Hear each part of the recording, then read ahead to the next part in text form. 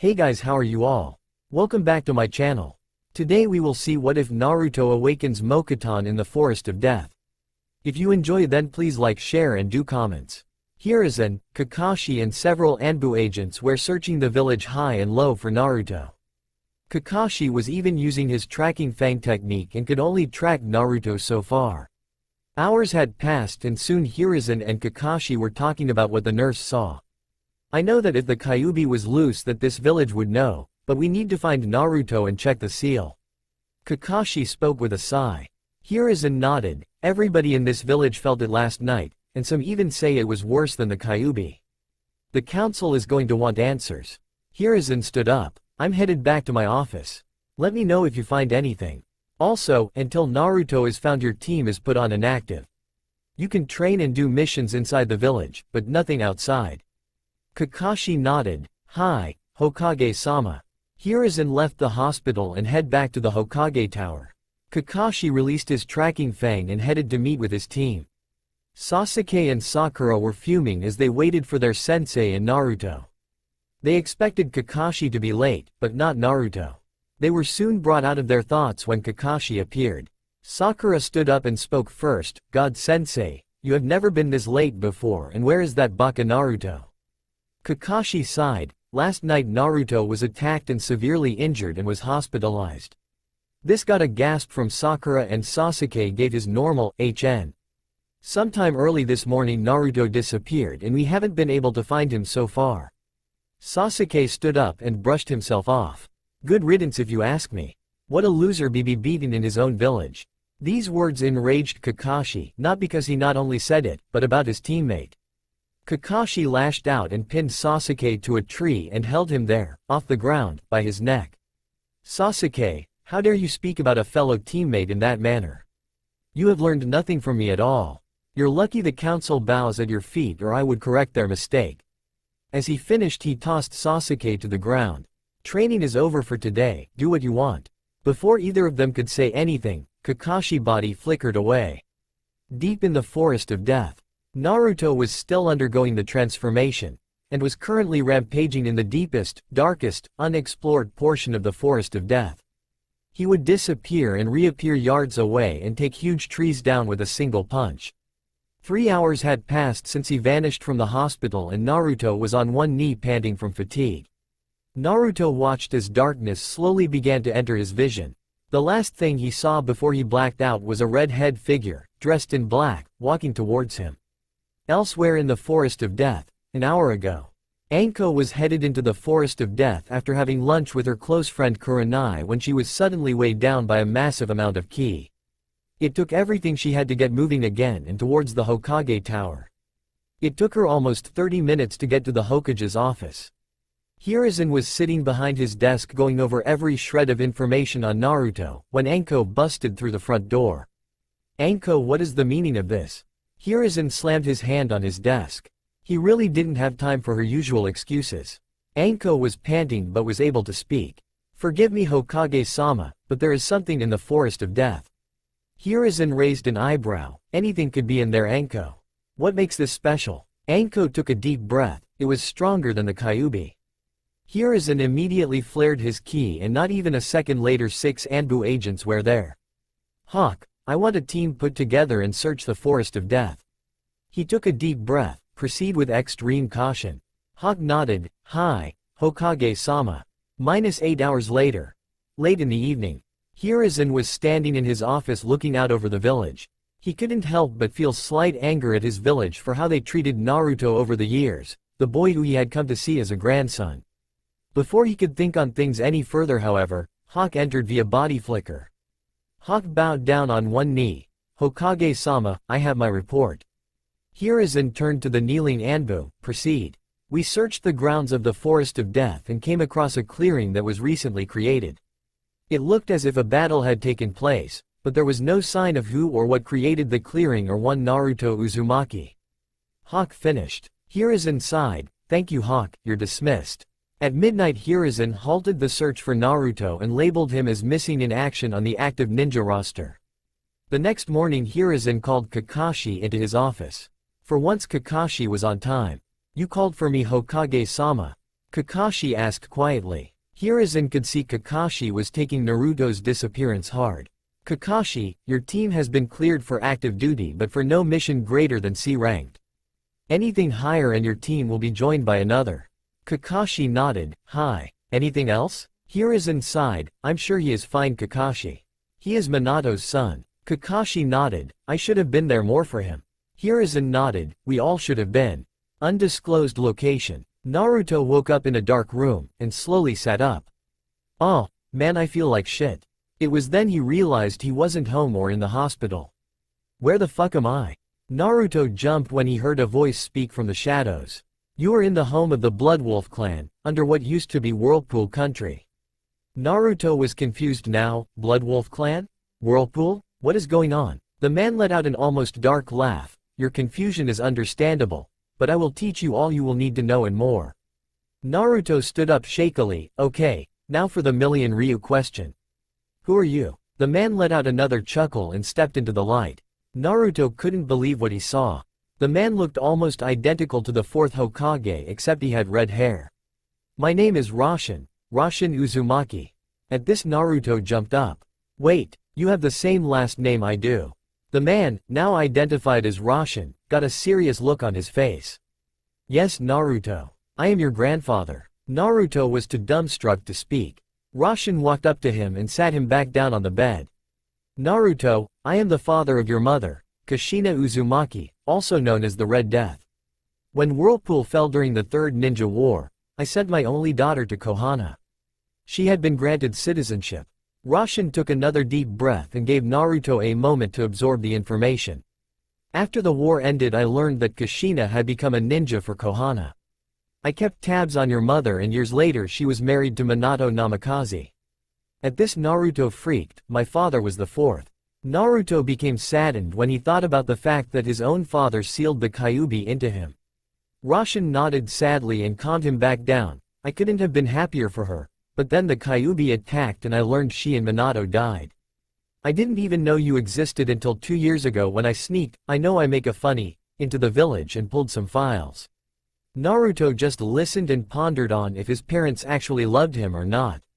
Roshin continued, once I learned about you I also found the scrolls your parents left to you, but were taken by a man named Danzo. He placed 4 scrolls in front of Naruto. The first 2 I know are letters from your parents. The other 2 I haven't a clue. He watched as Naruto studied the scrolls and smiled. When you finish reading those, join me in the main hall. Just leave this room and follow the hallway to the far end, you'll find it. Roshin stood and left the room. Naruto sat alone for a while before finally picking up the first scroll. He saw it had a blood seal on it, so he bit his thumb and wiped some blood on it and opened the scroll. My dear son, Naruto. If you are reading this then you probably already know that I am your father, Minato Namikaze, Konoha's Yellow Flash and the 4th Hokage. As I am writing this the Kyuubi is nearly at our front gate so I will have to make this short. In the other scroll from me is your inheritance. It includes my jutsu, the account information that has enough money for you to live comfortable, a map that will lead you to the Namikaze family compound. Please know Naruto, as Hokage, I could not ask someone else to sacrifice their child to house the Kyuubi, if I wasn't willing to make the same sacrifice. I chose you because you are my son and I know that you have the strength to keep the Kyuubi at bay. I know you might have mixed feeling about me and just know that your mother and I love you very much. Make us proud, son. Minato Namikaze, 4th Hokage. P.S. If you see your godfather, Jiraiya, yes of the Sannin and kick him in the balls, and tell him that I knew he would drop the ball, but I forgive him.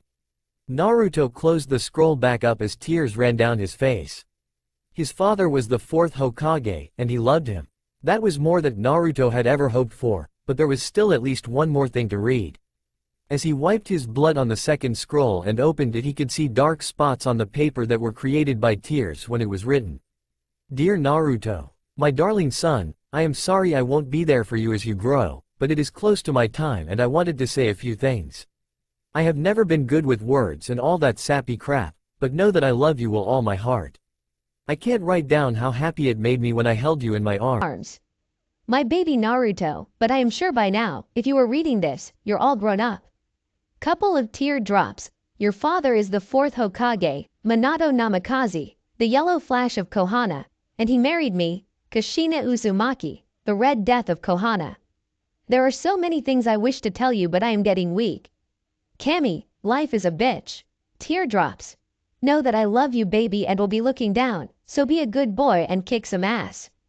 Oh, and my scroll won't contain much as I didn't have many things, but you will surely find them useful.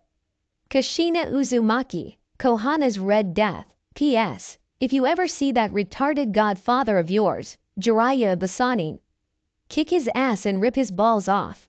I know he didn't do his job. After reading his mother's letter, Naruto cried. For the first time since he was 5 years old, he cried. Both of his parents loved him and they didn't want him to be alone. His tears, though, were of happiness. Naruto sat in bed for a while just thinking about his parents before he finally got to the other 2 scrolls. As he grabbed the 3rd scroll that also belonged to his mother. When he unsealed its contents, he found a katana. The blade as black as night and the blade sharp as a razor with the teeth on the back side with the points aiming pointed toward the hilt. The black katana from Vampire Knight that the school headmaster used. The other thing was some stories of his mother's adventures, and there was also a design for new ninja armor. Naruto then picked up his father's scroll and opened it. Inside was several scrolls with Minato's jutsu, trench coat, and even his father's old forehead protector on a black band. Naruto gently ran his hand over all the items he received. He then stood up and stored them all into one scroll and putting it into his pocket before heading to the main hall. Naruto entered the main hall, but it was more like a giant training room. Naruto's walk slowed as he slowly looked at the massiveness of the room and all the training equipment placed throughout the room. It was about the size of Training Ground 7. Whoa, wow, this place is awesome. A chuckle broke Naruto from his searching. I'm glad you like it. Roshin walked up to Naruto. Now there is something I want to talk to you about. Naruto nodded. Okay, what is it, Gramps? Roshin laughed and smiled at the nickname. Well, you have 2 choices. Which are? Naruto asked without patience. You can return to Konoha and pick up where you left off, or you can train here and return in 2.5 years. Roshin spoke seriously. Naruto tapped his chin. What kind of training? This made Roshin smirk. The kind of training that will make you a serious ninja that will. Oh, how would your mom say this? Kick ass. You will also learn clan techniques that I never had a chance to teach your mother. Also, since you absorbed the Kyuubi's chakra, giving you pretty much limitless chakra and beyond cage level stamina, it activated our clan bloodline as well. Naruto gasped. I have a bloodline limit? Roshin nodded. Our clan's bloodline in an one-time thing. I should say yours is partially activated. It will only fully awaken when your training is complete in the ritual. The bloodline makes you more animalistic. You gain strength, speed, and increased senses. You gain one other thing, but I cannot tell you any more.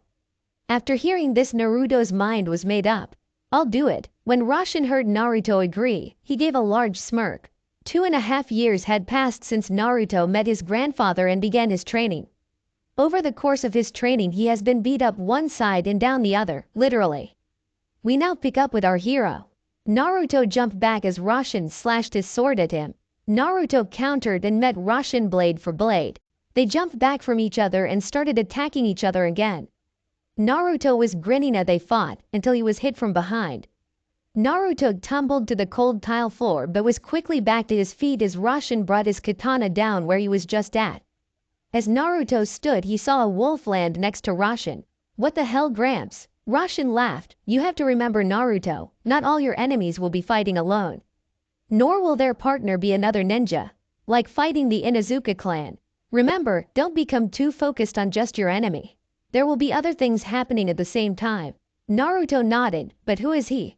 Naruto then heard a voice, but didn't know who said it. I like this kid already. He identified me as a who, not a what. Naruto looked around the room. Who said that? The oversized wolf stepped forward. Okay, maybe I spoke too soon. I am the one speaking, pup. My name is Kenshin. Naruto put his katana back in its sheath on his back. It's a pleasure to meet you, Kenshin. Kenshin gave a grin. The pleasure is mine, Uzumaki-san. Great things I expect from you. Before Naruto could ask what he meant, Kenshin left the room. Roshin slowly walked up to Naruto. I also had him step into this match for the fact that even with your weights on I was having trouble keeping up with you. Roshin smiled. Naruto, there is nothing left for me to teach you. You have completed the Blood Clan training and have surpassed your teacher by leaps and bounds. Understand that you still have a lot of untapped potential that you must access on your own. Naruto nodded and hugged Roshan. Thanks for everything, Gramps. Roshan laughed. Just doing my family duty, and now it is your turn to carry our legacy. Roshan placed his hands on Naruto's shoulders. There is just one last thing we must do. Naruto looked up at his grandfather. What's that? Roshan had a glint in his eye. The ritual to signify the completion of your training. Naruto nodded. 4 hours later, Naruto was now sitting in the center of the Great Hall, and the lights were dimmed down, only lit by torches. Slowly Roshan walked into the light. Are you ready, Naruto? Roshan spoke seriously. Naruto nodded from his seated position on the floor, shirtless. Okay, close your eyes and clear your mind. Roshan spoke again and paused. He heard Naruto get into the slow deep breathing of meditation and began. He began doing the marking over Naruto's body for the ritual. Roshan spent the next 5 hours with the marking on Naruto before he finished. When he finished, he placed his hand on Naruto's back, between his shoulder blades, and began to channel chakra into the markings, and Naruto vanished. Naruto opened his eyes and found himself in a forest clearing. He stood up slowly and looked around. Hello, Gramps? What's going on? It was then he heard something or someone approaching him, and he immediately took a defensive stance. Well, it has been some time since someone has entered this place. Who are you? Spoke the feminine voice from the shadow of the forest. Naruto constantly scanned for the source of the voice or any movement. My name is Naruto Uzumaki Namikaze. And Uzumaki, you say? Well, this is a treat. How's Roshan? The voice this time was from another on the opposite end of the clearing. Naruto was really confused now. Where was he and how did they know his grandpa? He is fine. How do you know him or me for that matter? The first voice let out a laugh. He didn't even tell you what you're doing here, did he? Naruto shook his head and the voice spoke again. That sounds like him. The source of the voice walked from the shadows, revealing an oversized wolf with jet black fur. Well, Naruto, you're here to see if your training and courage will gain you a lifelong partner and gain your full bloodline, or if you will leave here unsuccessful. Naruto gained a smirk. I will not fail, no matter what. The second voice then stepped into clearing, revealing another jet black wolf. Yup, no doubt, he is an Uzumaki. The first wolf spoke. My name is Kisame, and I will take you to our den. There you will meet our pack, and there one of us will challenge you, and if you force him, her into submission, then you will gain them as a partner. But if you fail, well, you get the point. As Kisame led Naruto through the forest, the second wolf walked up next to him. You have to forgive Kisame. My mate can be a bit blunt. What was that, Brock? Kisame looked over her shoulder with a death glare. And nothing, hun, nothing at all. Brock answered back and Naruto's sweat dropped. Naruto followed Kisame for about an hour before they finally stopped at a cave. Kisame turned and looked over at Naruto. Here we are, our home. Follow closely until we get to the Great Hall. Naruto nodded and followed right behind Kisame and Brock into the cave. As they traveled in, Naruto could see some other wolves on cave-side perches and could hear others growling at him. What's up with them? Brock gives out a slight chuckling howl. Well, you could say there are some in our pack who do not like or trust outsiders. They have been known to attack them. As soon as Brock spoke these words, Naruto was attacked from behind.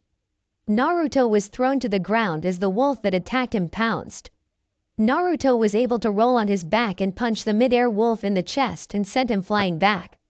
Kisame jumped between the two. Sig back down. The one identified as Sig growled, "How dare you bring an outsider into our home? He cannot be trusted." Kisame growled back, "He is under our protection. If you attack us, you will start a conflict that you cannot win."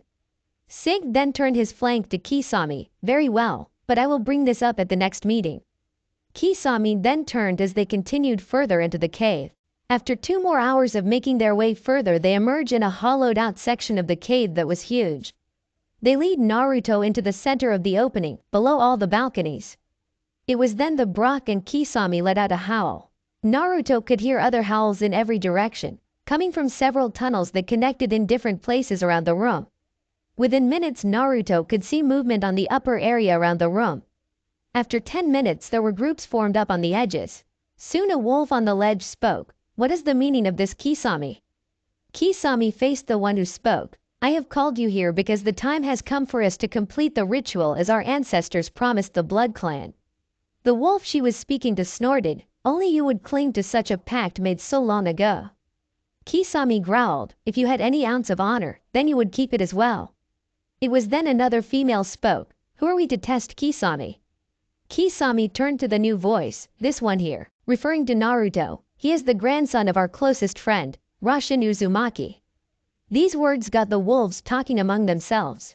After several minutes another wolf spoke, very well, let us see if he can pique an interest. Kisame nodded and turned to Naruto.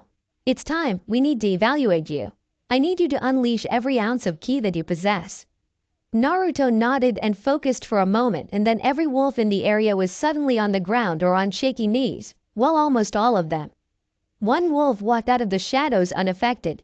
This wolf had black and blood-red fur and stood about the size of a tiger. Well, aren't you an interesting pup? Kisame was having trouble breathing and Brock had long since fallen unconscious. The newcomer to the center spoke again, you may stop Naruto. Naruto took a deep breath and all the keys slowly vanished. The huge wolf before him and a slight smirk. Well, Naruto, I am Motion, and the last of the Shadow Wolf clan. I challenge you. This got us several gasps and even more growls from the onlookers. Naruto smirked, when do we start? As soon as Kisame heard this, she put Brock on her shoulders and jumped onto the upper level and saw Motion get a huge smirk. Naruto saw Motion's smirk and then heard, now. And Naruto watched as Motion disappeared. Naruto immediately took his taijutsu fighting stance and tried to find Motion by reaching out with his enhanced senses. Naruto was able to detect an incoming attack, if just barely. Naruto just barely missed as razor-sharp claws swiped over his head. Naruto rolled to his left and was back on his feet and felt another attack, but was too slow to dodge, so put his arm up to block. This got him deep gashes across his arms. Naruto slid back 10 feet from the impact of the blow. God, I can't see him. What the fuck? Naruto began to focus only on listening. He knew as fast as Motion was moving, he didn't have a chance right now of following his movements. Naruto's ability to dodge the incoming attacks became slightly easier, but he couldn't get on the offensive, and that was getting Naruto aggravated. It was then that Naruto had an idea. Motion was keeping Naruto on his heels and on the defensive, but he saw Naruto's smirk and became worried. Motion jumped at Naruto again to attack, but when Naruto attacked back instead of defending, he was the one caught off guard. Naruto felt and heard the attack coming and swung a low-up swinging right hook as Motion's claw goes right over his head. Motion watched in horror as his attack missed and felt a sharp pain as Naruto's attack connected with his ribs, sending him into the wall. Naruto watched as Motion bounced off the wall and began to get back to his feet, but he wasn't going to give him a chance. Naruto dashed over and pinned Motion down and formed Rasengan in his right hand. Motion was getting back to his feet when he felt weight holding him down. He looked up and saw Naruto with a smirk holding a blue orb of concentrated chakra and was smirking. Yield, Naruto spoke with a commanding presence. Motion smirked and let out a chuckle. I yield to Naruto Uzumaki. Naruto got up and dispelled his Rasengan. Motion stood up and both Naruto and he walked back into the center of the room. Motion that called out to the others of the pack, as is part of the pact we made centuries ago, I, Motion, hereby pledge myself to Naruto Uzumaki of the Blood Clan as his life partner. Kisame the jumped back into the center, very well Motion. Now you must complete your bond. Motion nodded as he looked at Naruto, place your hand on my head. Naruto did so and suddenly blacked out as he was hit with an intense chakra burst in pain. Sometime later, Naruto is now, with the changes of his now completed bloodline, 6 feet 0 inches with all his baby fat is gone. Basically looks just like Minato did at his age, but his hair had bits of red mixed in now. He also changed his attire during his training. He now wears black baggy enbu pants with large hip pockets for weapons and scrolls. He has his standard hip pouch. Also he finished his mother's armor design. It was just like a Jonin vest, but instead of a solid armor plate inside, it was armored by small overlapping steel disc. Basically dragon skin armor. The vest had a special slot on the back for a sword and many scroll pouches like a Jonin vest, black in color though. Naruto also wore a black balaclava that covered his whole head, not just the lower part like Kakashi's, and black, full-toe, ninja combat boots. Naruto slowly woke up with a groan. "Well, I see he is finally awake." Naruto knew that voice, it was motion. When he opened his eyes, he was back in the great hall with Roshin seated in front of him. Roshin smiled at him. "Welcome back. I heard about your battle from Roshin and I must say I am impressed." Naruto smiled as Motion joined him at his side. "So where to?" Naruto looked over at Roshin. "I guess it's time to head back." Roshin nodded. "Your next adventure awaits, but before you go I want you and Motion on your return to practice your teamwork and speaking telepathically. You will need both, and speaking with your minds will help your teamwork even more and not draw unwanted suspicion." Naruto nodded. "You got it, Gramps." Then left to get his things packed. When Naruto reached his room, he grabbed his scroll that held all the things his parents left him and packed what food he and Motion would need. When he finished, Motion and Roshin were waiting at the main entrance. Roshin looked at his grandson with a smile. "Good luck, Naruto, and make your parents proud." Naruto grinned. "I will, Gramps, no worries." It was then that Naruto and Motion began their trip to Konoha. With the training they were going to do on the way, it was going to take about 3 weeks to get there. Time skip. 3.5 weeks later. Naruto in Motion stood atop a hill and saw the main gate of Konoha. For Naruto it had been what felt like a lifetime since he had been home, but for Motion, he was amazed at the size of the hidden village. Naruto looked over at Motion. "Welcome to your new home. You ready?" Motion smirked. "Let's do it." Within a few minutes they reached the main gate. The gate guards were bored out of their mind and had their head down. They were broke from their boredom when someone dropped their identification on the table. When the first on looked up, he saw a fully masked ninja with a Konoha forehead protector with cerulean blue eyes. The second guard looked at the identification and was speechless. It read, Naruto Uzumaki. He then passed it to his partner. The first guard looked at the ID and flipped. "Show us your face." Naruto smirked behind his mask and pulled off his mask. "Hey guys, long time no see." "Naruto." Both guards exclaimed at the same time. Guard 1 recovered first. "Where the hell have you been?" Naruto chuckled and scratched his head. "Well, I've been training." Both guards' sweat dropped, but then noticed the huge wolf behind Naruto.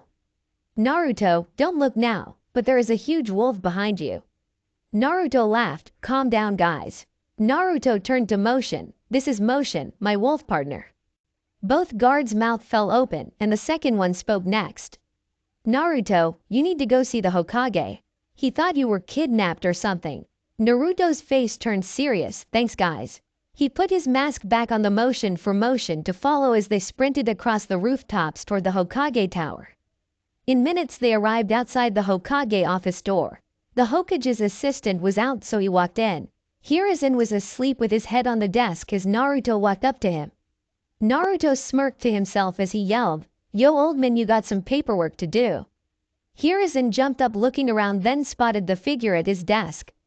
"Who the hell are you and what do you want?" He then thought about what he figure had called him, old man. Naruto pulled his mask off. "Hey Gramps, what's shaking?" Hiruzen could barely breath. "Nah, Ru-tu?" Naruto nodded as he saw tears forming in the old man's eyes. "Hey, come on Gramps. I'm here, be happy." Hiruzen walked around his desk and wiped his tears away. "Sorry Naruto."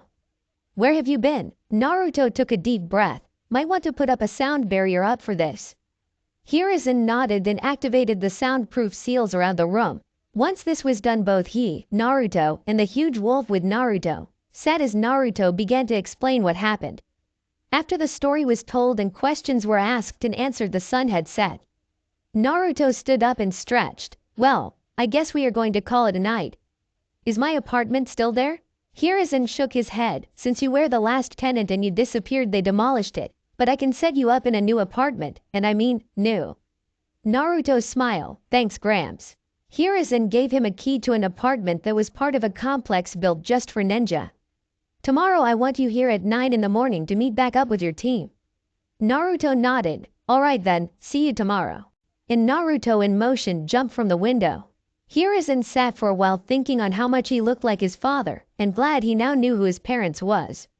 He was also thinking on how to get Danzo for the treason he committed by stealing the scrolls of Naruto's parents. He was also thinking about what the reaction of Team 7 would be with the return of their missing teammate.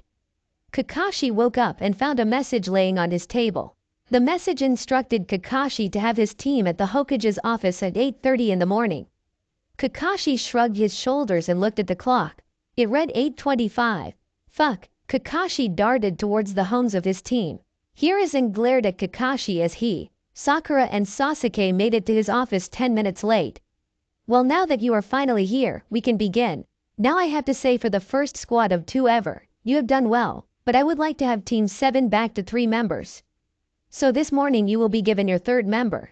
Kakashi was about to object, because he didn't want to replace Naruto, but the Hokage stopped him. Hiruzen keyed his intercom to his assistant, sent him in. Kakashi and the team turned as the hooded individual and a wolf entered the room. The person walked up next to Sasuke and looked at the Hokage. I am here as requested. Hiruzen nodded. Take your mask off for your team, Naruto. Kakashi and the rest of Team 7's eyes got a big around as dinner plates when the Hokage identified the person as Naruto and saw his face. Naruto turned and looked at his friend's dumbstruck expressions and chuckled nervously. Hey guys. Kakashi was the first to speak, but it was almost quiet. Naruto? Is that really you? Naruto nodded. It is Kakashi-sensei. Sorry for making everybody worry, but I had something that had to be taken care of. After several minutes of question asking, many of which Naruto didn't answer, and Sasuke glaring at Naruto, the Hokage spoke. Kakashi, I want you to take your team and get them back up to speed with their teamwork. Then report back to me in the morning for the Jonin-sensei meeting. Kakashi nodded. Hi, Hokage-sama. Kakashi then turned to his full team. Meet me at training ground 7 in 2 hours. Naruto and Sakura nodded, while Sasuke gave his usual grunt. Sasuke and Sakura were walking to the door and turned to see if Naruto was coming as they watched him and his wolf jump out the window. They then continued down and out the main door and Naruto was waiting for them. Hey guys. For the next 2 hours Naruto asked about all the things they had been doing while he was away. When they reached the training ground, Kakashi was already there, for once. Okay team, we are going to do the belt test all over again, but this time I will be going all out. You know what you have to do, but let's see if you can do it. Naruto used his telepathic link to explain to Motion what the test was for. Over the next 4 hours Naruto, Sakura and Motion went at Kakashi from all angles and tactics. Sasuke refused to help, saying he didn't need anybody's help to do this. Kakashi hadn't seen Sasuke act like this since before Naruto disappeared. While Naruto was attacking with Motion, Motion asked a question, why are you holding back? Naruto smirked, knowing that with all the training they did, he would notice. This is about teamwork, not showing up. Plus your best weapon as a ninja is deception, so hiding what you're truly able to do. Motion smirked and understood. Over the last couple of months he and Naruto had grown close. Both watched each other's back like brothers and sometimes even fought like them, but the fights only brought them closer. Finally, after a long day, Kakashi watched as his team slowly came together, but he could tell that Sasuke felt threatened by Naruto.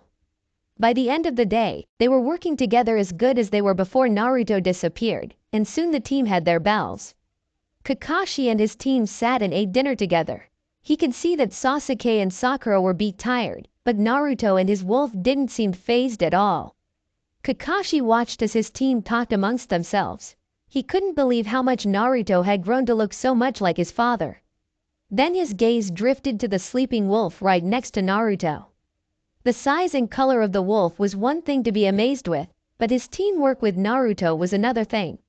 It was almost like they could read each other's mind. I know. The day drew to a close and Kakashi told his team that they would have the day off from training tomorrow, but they would meet up for lunch at a barbecue restaurant. As the team left, Kakashi headed home as well, knowing better than to be late in the morning. The next morning Kakashi met with the Hokage and the other Jonin senseis. Here is a look at the 3 Genin teachers, Kakashi, Kurenai, and Asuma. I have called you in here today because, as you know, the Chunin exams have come back to Konoha and I want to know if you clear your team to enter or not. Kurenai, we will start with you. Kurenai nodded. I am Kurenai Yuhi, Jonin sensei of Kiba Inuzuka, Shino Aburame and Hinata Hyuga. I approve of them entering the Chunin exams. Hiruzen nodded and turned to his son. What of your team Asuma? I, Asuma Sarutobi, Jonin Sensei of Shikamaru Nara, Ino Yamanaka and Choji, approve of them attending the Chunin exams. Hiruzen nodded once again. Kakashi? Kakashi nodded. I, Kakashi Hitaki, Jonin Sensei of Sakura Haruno, Sasuke Uchiha and Naruto Uzumaki, approve. Hiruzen nodded with a smile. Very well, here are the applications for the exam for your students. Remember, if one refuses, then the other cannot compete either. All three nodded and departed to meet with their respective teams. Kakashi met his team for lunch and revealed what had happened. As you probably heard, we are hosting the Chunin exams this year, and I have told the Hokage that I think you're ready. Kakashi then pulled out the 3 applications. Here are the applications for the exam. Take them home and think if you're ready. If you think you are, fill them out and bring them to the exam room on the 3rd floor of the academy in 2 days. His students nodded and then the food arrived. Little talking was done during lunch and Naruto would eat a piece and then toss one to Motion. After dinner they all went home. Meanwhile in the Hall of Justice, not really. The following day, Naruto, with his mask on, and Motion were walking through town when they heard a yell. They immediately dashed to the area and found some unknown kid holding Konohamaru up by his scarf. Hey, put him down. The painted-faced kid looked at him. And if I don't? Naruto cracked his neck and knuckles, then I guess we will have to make you. The painted face gave him a weird look. It was then that Motion landed beside Naruto with his haunches raised, teeth bared, and growling. Yes, Naruto spoke with a smirk behind his mask. The painted-faced kid was at that point a little intimidated. Hey, I don't want any trouble. He then placed Konohamaru down. Konohamaru darted away as Naruto walked up to the individual. Who are you and why are you here? The individual in question answered, my name is Kankuro and I'm here for the Chunin exams from Suna.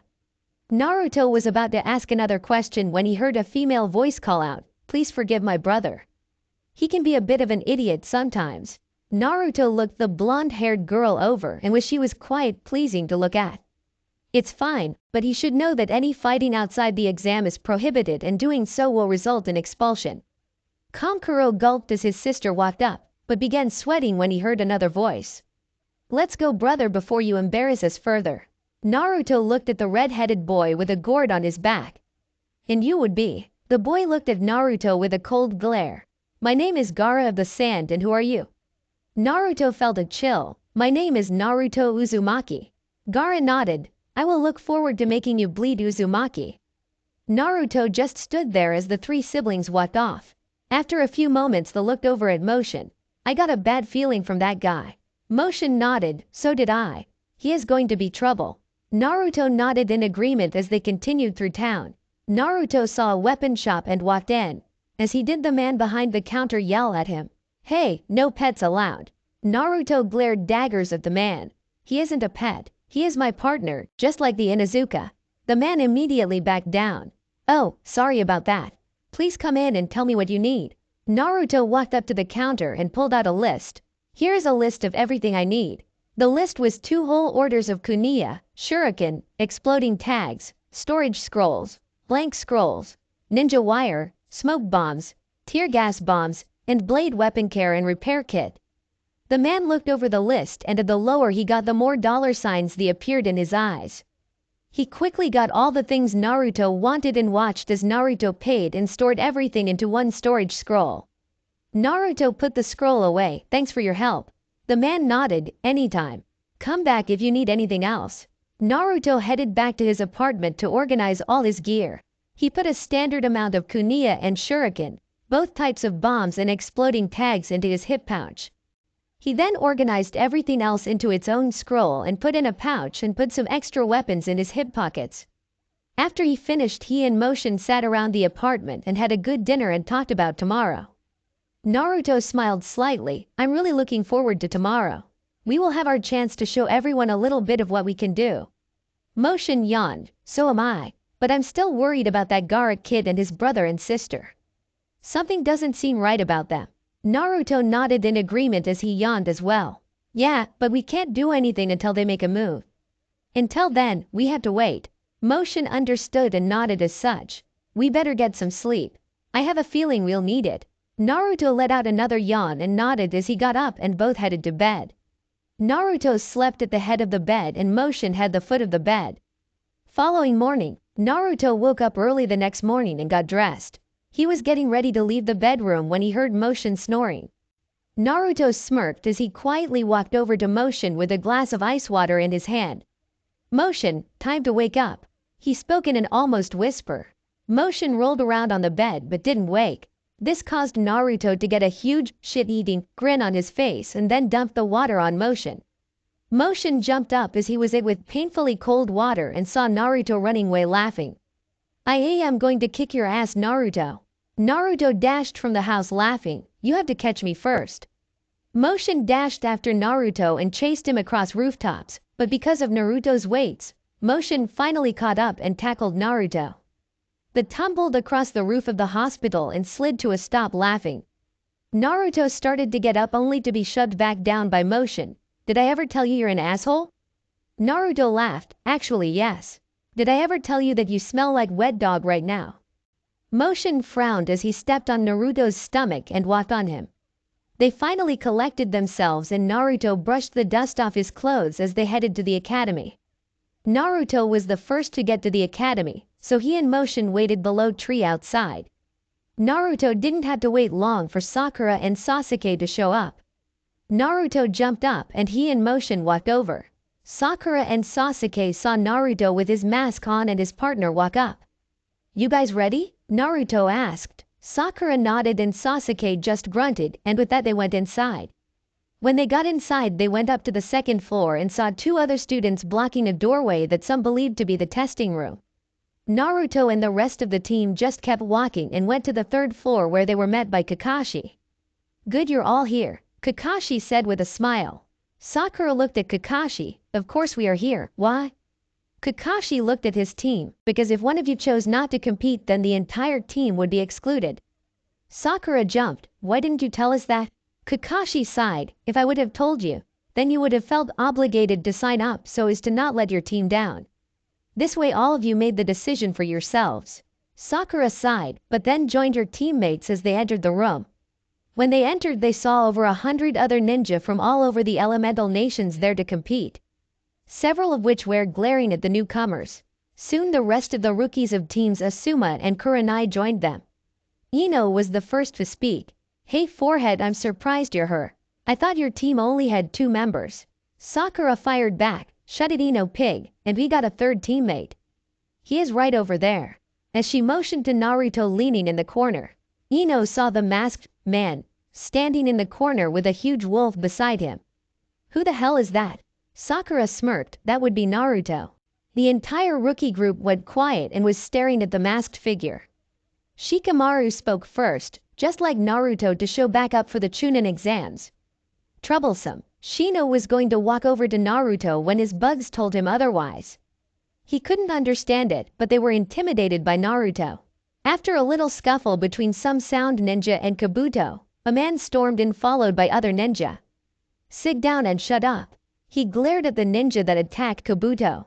"Pull something like that again and I'll throw you out of this exam myself." He then glanced around the room. "Okay, follow me and sit in your designated seats and we will begin phase 1. All the ninja in the room found their respective seats, but Motion had to sit at the side of the room, instead of next to Naruto, due to his size. The large man who was barking orders walked to the front of the room. "Okay, now we will begin the written part of the exam. There is to be no cheating during the test. There are 10 questions, and each question you miss slashed 10 points from your score. So you all start with 100, but each time you're caught cheating, you lose 2 points. Get caught 5 times, and you and your team are done."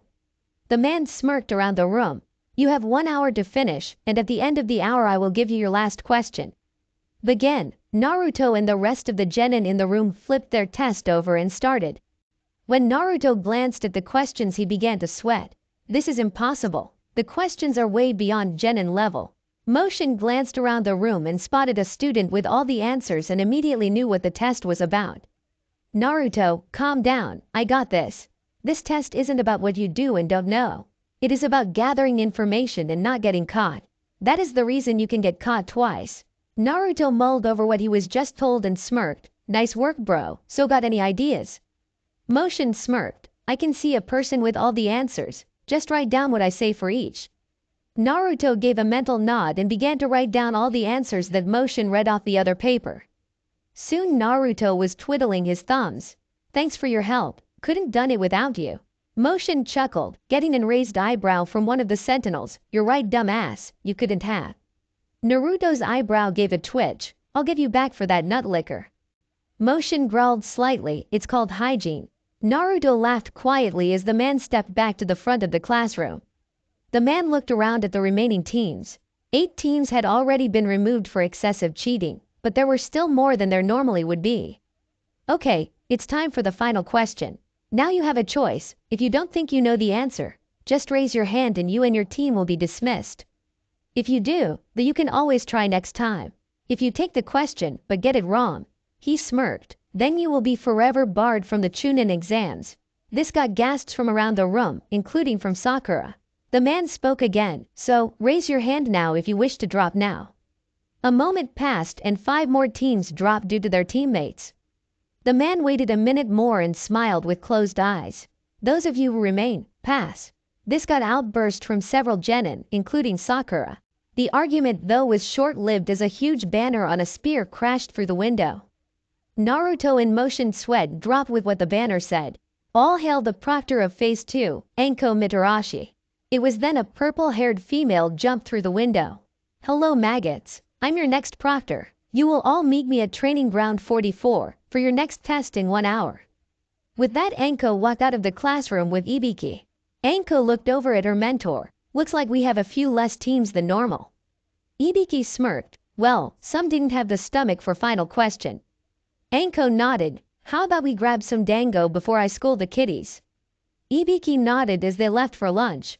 Naruto in motion met up with Sasuke and Sakura outside the testing room. Man, that test was a weird one. Naruto spoke as they walked. Sakura and Sasuke nodded. Sasuke spoke next in his usual boring tone. Yeah, it took me a few minutes to figure out the test was meant to test our information gathering techniques and not our knowledge. Sakura's sweat dropped. Oh, really? I just worked all the problems out. This made Sasuke, Naruto in motion sweat drop and for Sasuke to use a trademark phrase from their lazy classmate. Troublesome smart girls. Sakura almost squeaked when she heard Sasuke call her smart. The 4 of them rounded the corner of the building and headed for Training Ground 44. Well, here they sat. Naruto, Sasuke, Sakura and Motion were standing at the massive fence of the Training Ground 44 and none of them could believe the size of the place or how big the trees are.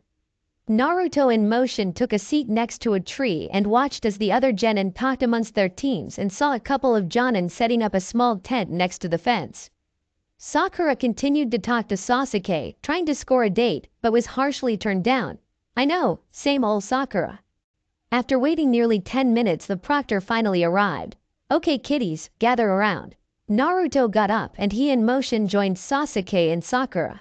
Welcome to Phase 2 of the exam, and this, she gestures to the fenced-in area behind her, is the Forest of Death.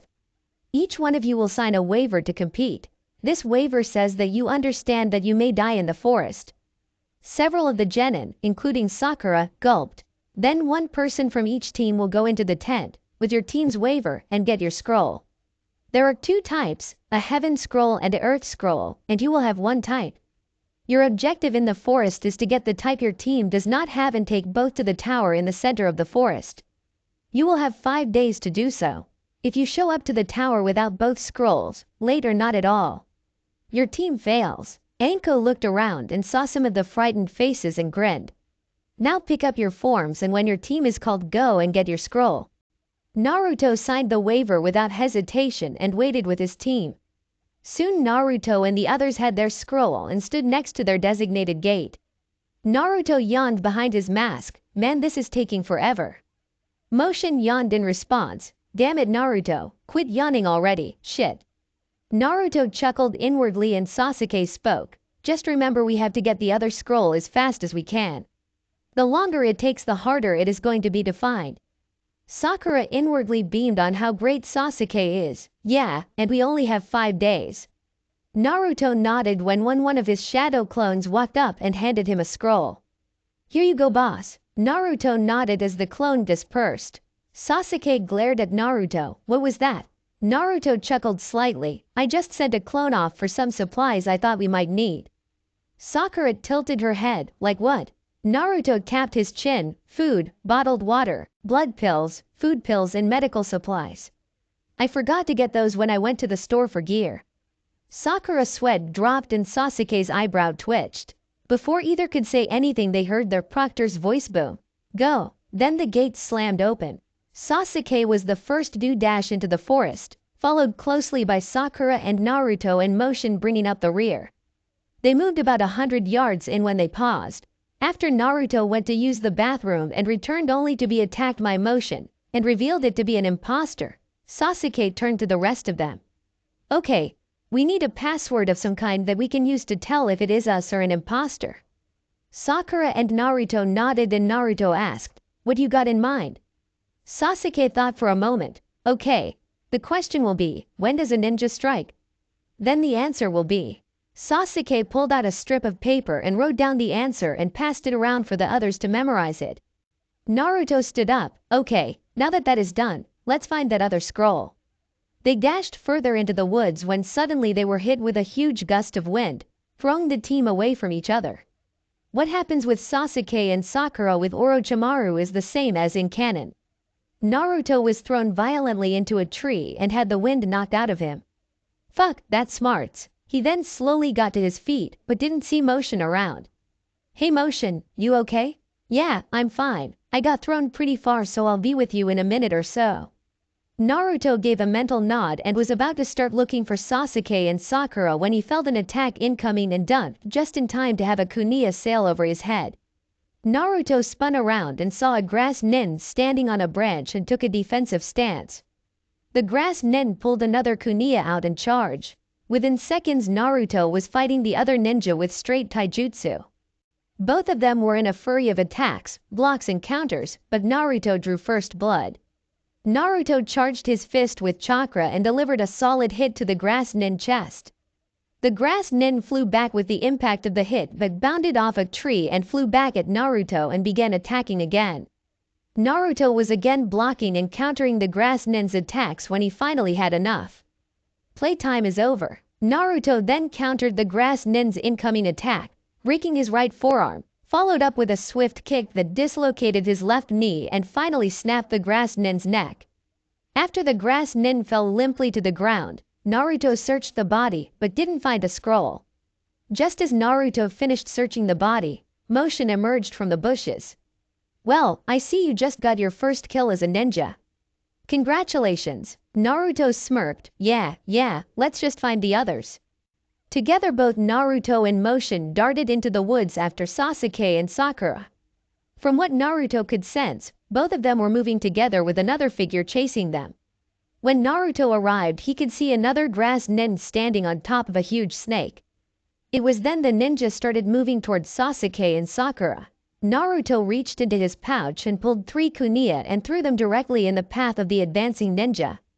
Orochimaru was making his way towards Sasuke when 3 kunai caused him to stop suddenly. When he looked to see who threw them, he saw the hooded teammate of the other 2. Sasuke looked up at Naruto. You idiot, get out of here while you can. You don't stand a chance against her. Sasuke then looked at the grass nin. Look, here is our heaven scroll. Just take it and let us go. Leave us in peace. Sakura couldn't believe that Sasuke was trying to bribe their way out with the scroll they need. Orochimaru smirked. That is a wise choice. Naruto was pissed. What are you doing, Sasuke? Sasuke snapped. Shut up and stay out of it.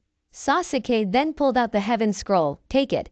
He then tossed it. Naruto wasted no time when he saw Sasuke toss the scroll and dashed forward and caught it between the grass nin and Sasuke. When Sasuke tried to say something to Naruto about how stupid he was shut off by Naruto's right hook to his jaw, causing him to be sent flying to another tree. What the hell is your problem, loser? Motion watched from the branch of the tree that Naruto left from and could sense Naruto's anger and frustration. It is time, he thought to himself with a smirk. Naruto was breathing deep and quick. He couldn't explain what was happening, but his instincts seemed to thriving and pulled his mask off. I don't know who you are, but you're not Sasuke. Naruto spoke in a deeper than usual voice. Sasuke was still trying to recover from the hit he took. What are you talking about, you loser? It's me. Naruto shook his head. No, I refuse to believe that. Even though you sound alike, look alike and act alike, that you're him. Sasuke is no coward. Sasuke watched with pure shock as, somehow, Naruto's looks became more feral. His canine teeth were more elongated, his hair was wilder and his eyes took on a spots of red in the pupil. And even though there was no wind, his hair waved with his chakra. Needless to say, Naruto had never felt better in his life. He felt alive and more full of energy than ever and could see things more clearly. Motion smirked to himself. It seems his active bloodline just surfaced. This ought to be good. Naruto placed the heaven scroll into his pouch and turned to the grass nin on the opposite end of the branch from him. Orochimaru could feel the power radiating off the masked boy. Such power at his age, and he doesn't seem to be trying. This could become more difficult than I would like. He then pulled his sleeve up. No matter, I can just kill you and take the scroll. Naruto clenched his teeth. Just try it, bitch. Before Orochimaru could even bite his thumb, the boy was in his face, delivering a bone-crunching hit to his face, sending him flying. Orochimaru landed on another branch, but was amazed at the strength of the hit. He need to finish up now. Naruto dashed off to after the grass net and was suddenly hit from behind. He bounded off a nearby tree and attacked back at the grass net. Orochimaru hoped that his mud clone would hold off the boy long enough. Within minutes he had slipped in behind Sasuke and extended his neck forward to place the curse seal on him. Naruto had just beaten the mud close and was rushing back to the others when he saw the grass nin behind Sasuke. Sasuke, behind you, he yelled out. Sasuke had just enough time to look behind himself as he felt something sink into his neck and he cried out in agony. Orochimaru pulled back and watched as Sasuke slumped to the ground unconscious. Right before Naruto could get to him, he melted into the tree. Ku. I am done with you, and soon, young Sasuke will come to me. He will seek me out and there is nothing you can do. Orochimaru's voice slowly faded. Naruto landed next to Sasuke and checked his pulse and looked at Sakura. He is alike, but barely. We need to find a place to stop for a while. Sakura nodded as she watched Naruto pick Sasuke up and together dashed off with motion behind them. They soon found a tree that had a hollowed out place in the base of it big enough for all of them. Sakura, I need you to tend to Sasuke. Sakura nodded as Naruto put Sasuke down inside and pulled a scroll from his vest. This scroll should have all the medical supplies you need. Sakura took the scroll and looked at Naruto. What are you going to do? Naruto sighed. I'll be on guard duty with motion. Before Sakura could say anything else, Naruto went back outside. Naruto perched himself in the tree above the shelter they had found and Motion patrolled the ground. Motion slowly walked around the area. You okay, Naruto? You seem on edge. Naruto sighed. I don't know how to explain it. It is like I am more in tune with my surrounding. I mean, I was before, but not like this. I find it harder to stop from acting on my instincts. Motion knew what he was going through and decided to explain. Naruto, your bloodline has finally manifested itself since it has been active. You must understand where your bloodline comes from. Your family made a blood pact with the wolves of my pack many years ago.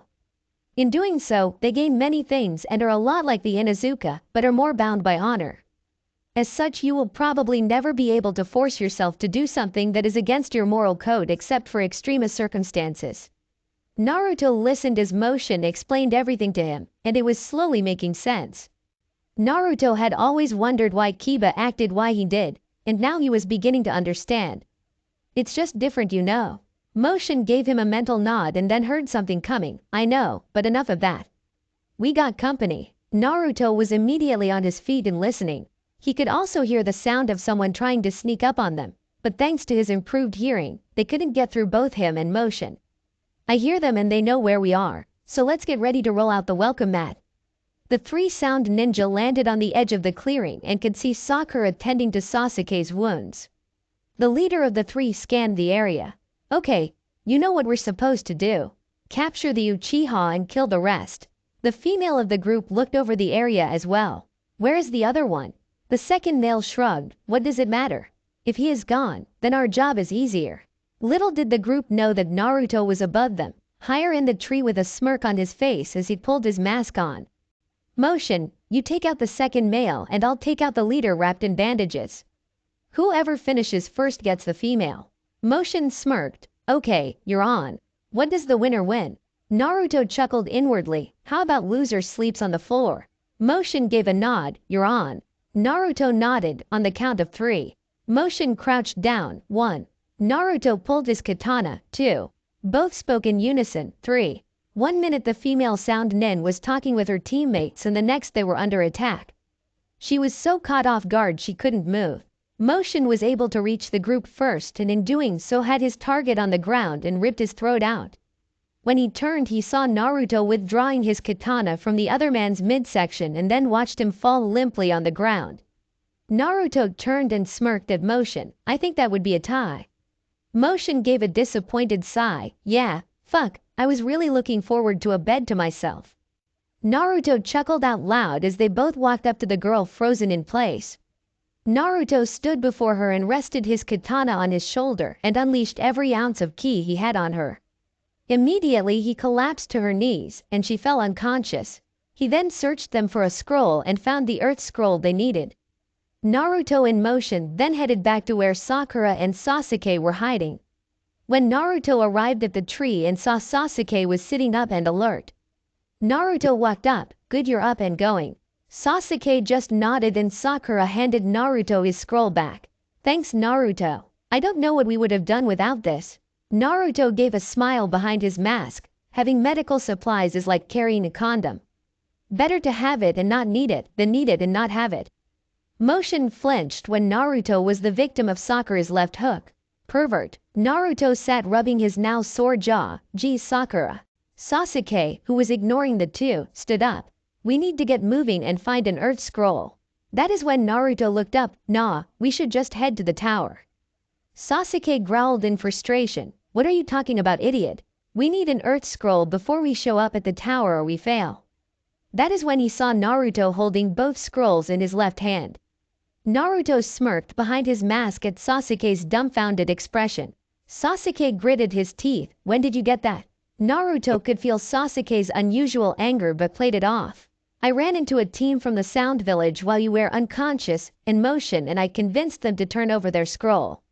Sasuke couldn't believe it. How could the dead last of the class have more power than me, and take out an entire team on his own? I have to know and he will tell me now. Naruto was watching Sasuke, but narrowed his eyes as black markings began to spread over his body.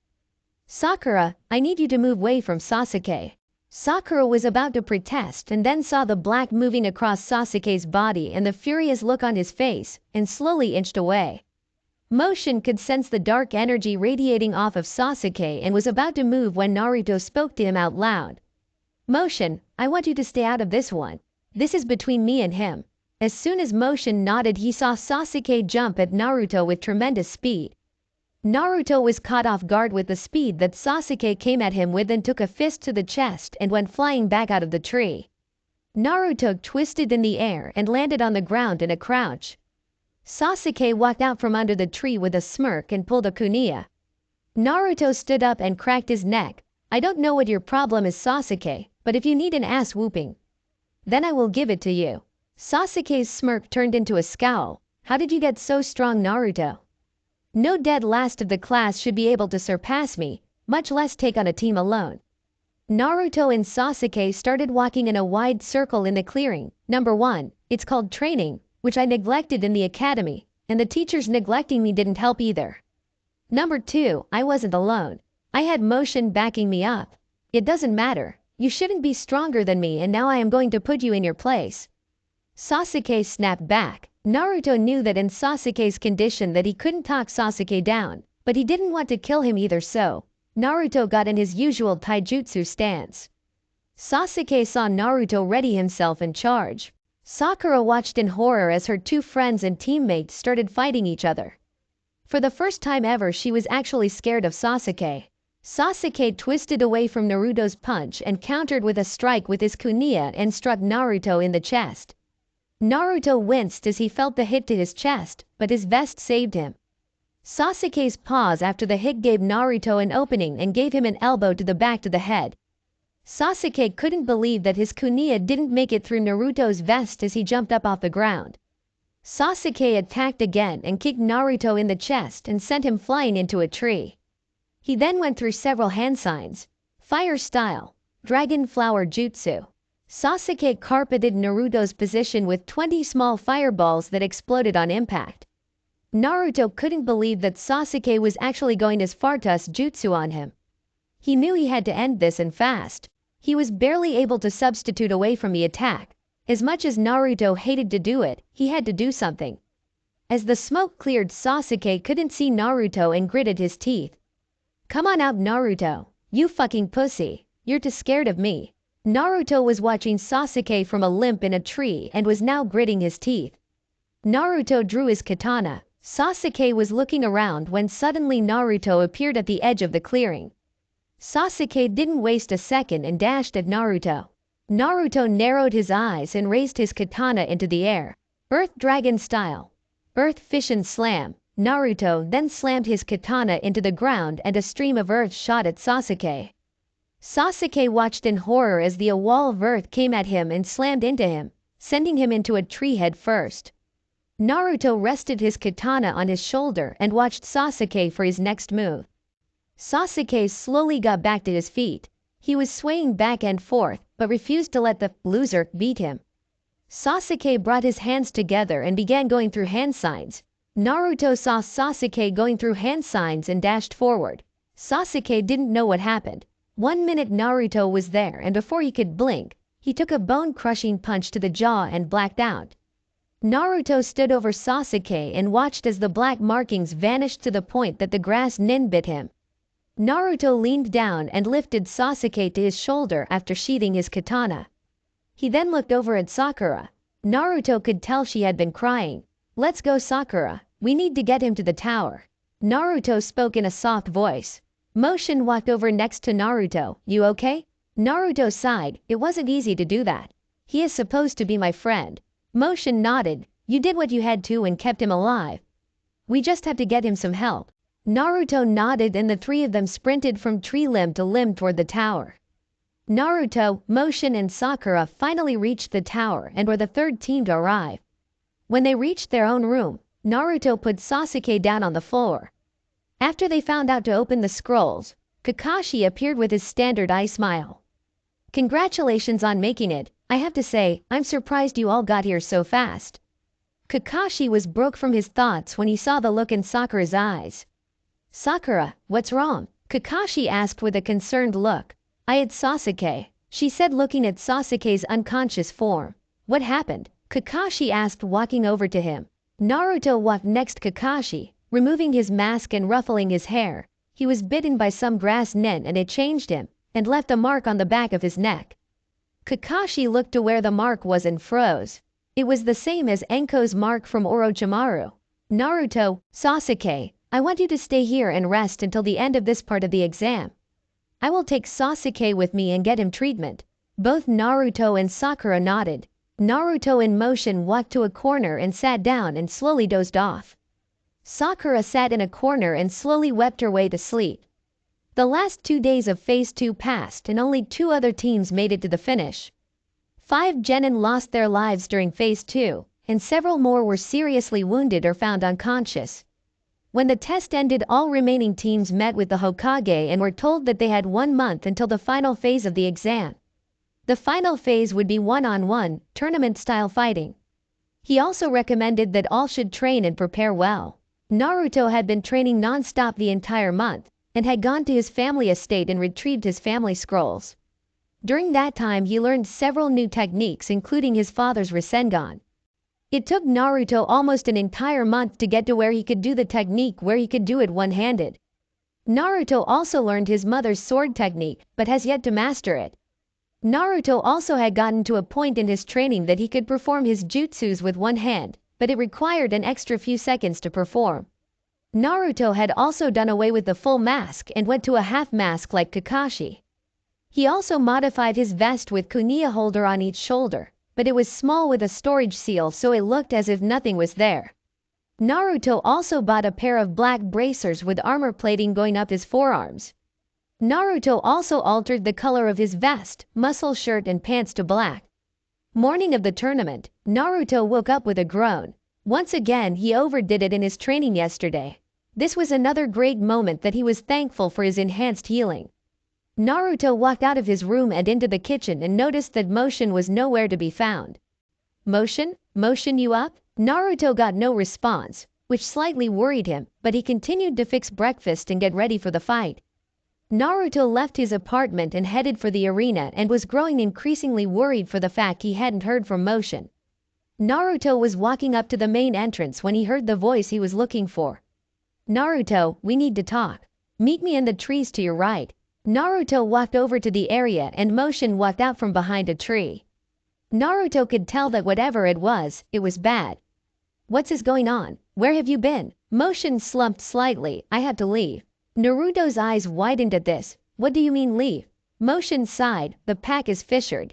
There is a clan war happening at my home, and my mate needs me now. Naruto dropped down to his knees and pulled his mask down, showing his full face. I'm sorry, Motion. Go, but you better be back. I don't know what I would do without you. Motion gave a soft smile. Thanks you, Naruto. With that, Motion disappeared in a cloud of smoke. As Naruto got back to his feet and wiped a tear from his eye as he replaced his mask and walked toward the stadium. When Naruto reached the center of the stadium where the other competitors stood, he could see the other ninja and spectators and was amazed at how many people showed. There were people from all the represented villages. Soon the Hokage and the Case Cage joined them from their viewing point. Naruto looked through the stands and spotted Sakura and Ino, both heavily bandaged, but the one person he didn't see with the group of fighters was Sasuke. Hiruzen stood up and walked to the railing. I would like to be the first to welcome you to the final round of the Chunin exams. Here you will see the best that the new young classes has to offer. Now without further ado, let the final round of the Chunin exams begin. The crowd burst out in cheers as the proctor spoke to the fighters. Okay, Neji and Naruto are in the first round. Will the rest of you please move to the observation room? Temari, Shikamaru, Gaara, Kankuro and another ninja headed up top. Neji turned to his opponent. I don't even know why you bothered to show up, Naruto.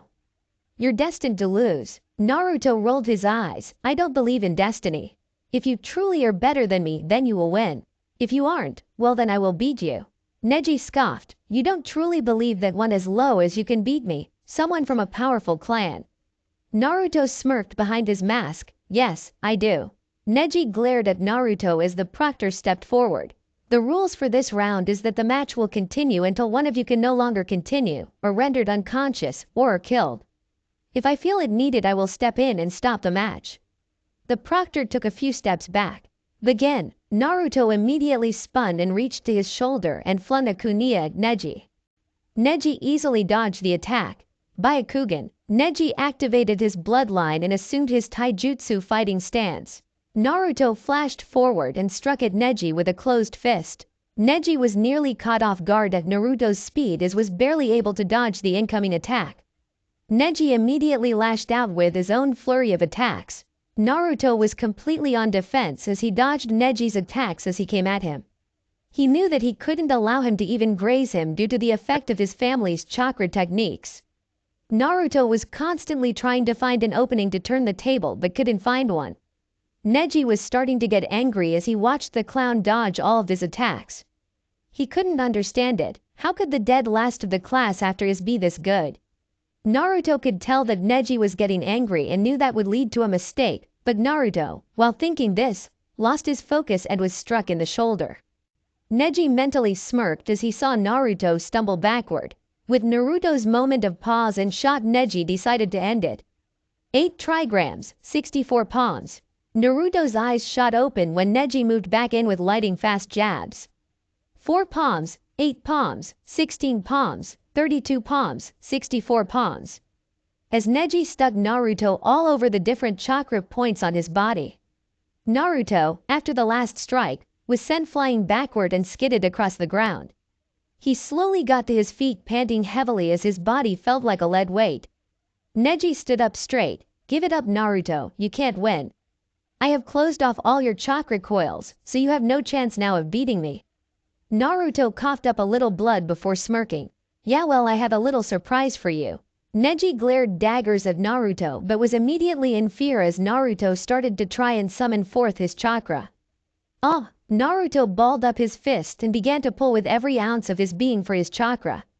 Neji, with his Byakugan, watched in horror as one by one, each of his chakra coils was forcefully reopened. Doing so, Neji knew that this was causing Naruto a great deal of pain, but that only seemed to fuel him further. Naruto was in a great deal pain as he finished but stood straighter. Now that we have that done, is it my turn? Neji was in turmoil. Here he was facing the dead last that just took his best shot and is ready to keep going. Naruto held his hand out as he formed one of his newest technique, the Rasengan. Sorry Neji, but this ends here. Before Neji could blink, Naruto was in his face when he was struck and felt unbelievable pain as Naruto's Rasengan hit him in the stomach, Rasengan, and sending him into the stadium wall, knocking him unconscious. The proctor then stepped forward. The winner of the first round is Naruto Uzumaki. Naruto felt a small smile creep across his face as the crowd erupted into cheers.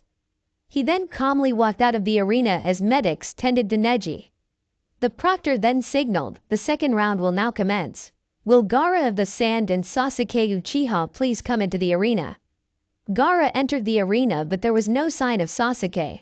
The Hokage looked over at the case cage. Well, this is a problem, but it looks as if Sasuke will have to forfeit. Orochimaru scowled at this. He needed Sasuke here to continue his plan but was happy that his disguise was working. Lord Hokage, many of the spectators came to see him compete, I included. May we just put his match back until he arrives? The Hokage sighed. He knew that the case cage was right. Very well, Lord Case Cage, we shall wait, but if he fails to show after the last match, then I will have no choice. The case cage nodded, very well. After the match was finished between Temari and Shikamaru, Hiruzen was about to declare Sasuke's match forfeit when a swirl of leaves was seen in the arena. Kakashi and Sasuke appeared in the arena with the Naruto, Shikamaru and the proctor. Naruto and Shikamaru shared glances with a shrug and headed back up to the staging area. Kakashi looked over at the proctor. Sorry we're late, you wouldn't believe the traffic. So, did we make it in time? He isn't disqualified, is he? The proctor smirked. You're so late that we extended the time limit twice. Lucky for you we did as you were right on time. No, he isn't disqualified. The proctor turned to the staging area. Gaara, come on down here so we may begin. Naruto and Shikamaru were walking back up the stairs when they heard screaming coming down the hallway. Both watched in shock, horror for Shikamaru, as another ninja was dragged into the shadow of the hallway by sand and was silenced.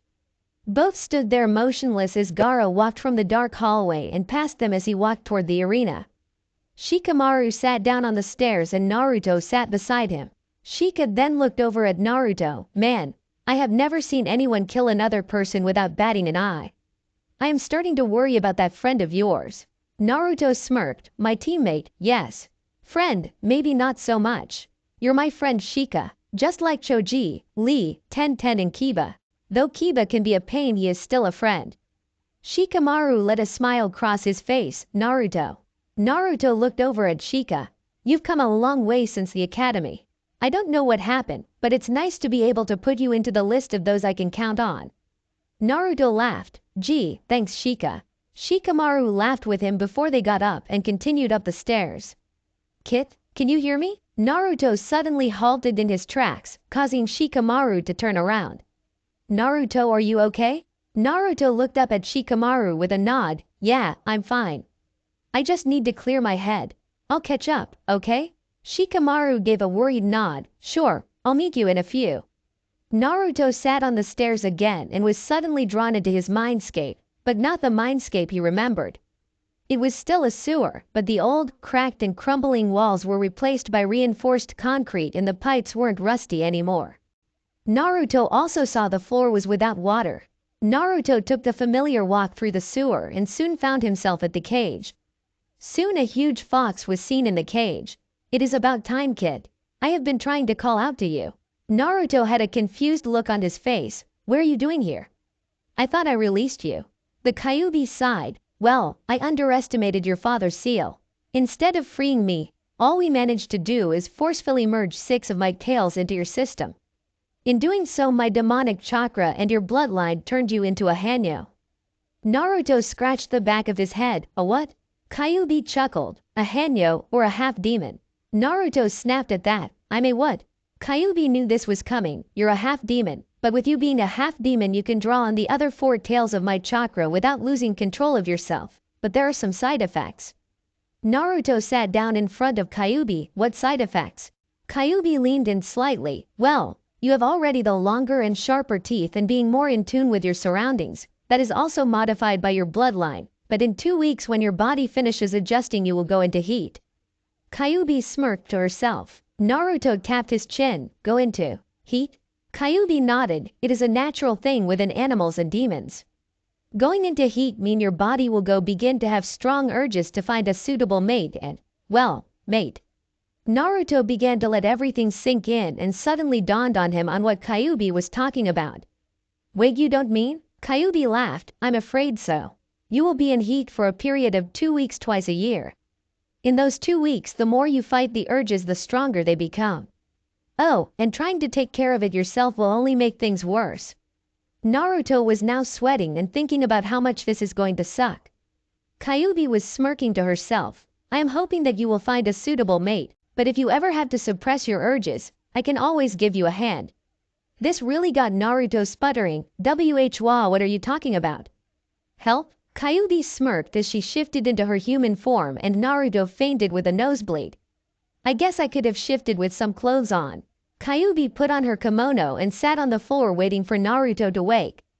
Naruto slowly came to with a groan. He could have sworn that he saw Kyuubi turn into a smoking hot naked woman. So you're awake? Naruto froze at the sound of the angel behind him. Naruto slowly turned to see what he would describe as a goddess. The woman before him stood around 5 feet 9 inches with long dark red hair. She also had a figure that would make any man drool and had pert breasts that looked to be a large C cup and great thighs and ass. Kyuubi gave Naruto a wise smile as she noticed him staring at her. Like I was saying, if you haven't found a mate you feel you are ready to spend the rest of your life with, I will surely help you out. Naruto wiped some more blood from his nose. Why would you do that for me? Kyuubi smiled and walked up to the cage. Come into the cage and I will tell you. Naruto blushed and walked through the bars. As he did, Kyuubi pounced on him and kissed him full force on the lips. Naruto didn't even have time to react as she pulled away. Because I love you. Naruto blushed heavily. You love me? Now it was Kyuubi's turn to blush. Over the many years of being inside you, I came to understand you and slowly fell in love with you. That is why I made that deal to give you my power and to free myself, but things didn't work out. For a while Kyuubi and Naruto sat talking and Naruto started to get up to leave. As he stood up he pulled Kyuubi to her feet and kissed her softly on the lips. I might have to keep what you said in mind, Kyuubi Haim. Kyuubi blushed at her nickname as Naruto slowly faded from his mindscape. Naruto slowly opened his eyes and found himself still sitting on the stairs of the arena. In Naruto's mind hours had passed, but in the real world only several minutes had passed. Naruto stood up slowly and began to continue his walk up the stairs. I'm still here, Naruto-kun. Naruto smirked as he met up with Shikamaru, who was sitting with Choji, Ino, Sakura and Lee. Hey guys, what did I miss? Shikamaru looked up at Naruto with a smirk. Good, you're here. I was beginning to worry that you need to see a doctor, but you haven't missed anything. The match is just getting ready to start. Naruto looked out over the arena and spotted Sasuke and Gaara getting ready to face off. Naruto-kun, that Gaara kid contains Shukaku, the one-tailed beast. Shukaku is a blood-crazed beast and from the looks of it, has been fucking with this poor kid's head. Looks Shukaku has made this poor kid into a bloodthirsty ninja. Naruto nodded and looked over at Kakashi. Hey Kakashi-sensei, can I talk to you for a minute? Kakashi gave his famous eye smile. Sure thing Naruto. Naruto and Kakashi walked to the back of the stands and Naruto took in a deep breath. I know you and Sasuke did a lot of training over the month, but there is something you should know. Kakashi tilted his head slightly. What's that? Naruto looked toward the arena. That Gaara kid, he is like me. Kakashi was confused. What do you mean, like you? Naruto cut his eyes toward Kakashi. He has one sealed inside him too. Kakashi's eyes went wide. Which one? Naruto sighed. It is the one-tailed beast Shukaku, but if he unleashes it, Sasuke won't be able to hold him off alone. I can tell how much chakra he has and it won't be enough. Kakashi started to get worried. He could tell that the one named Gaara was extremely unstable and that wasn't a good sign for a Jinchuriki.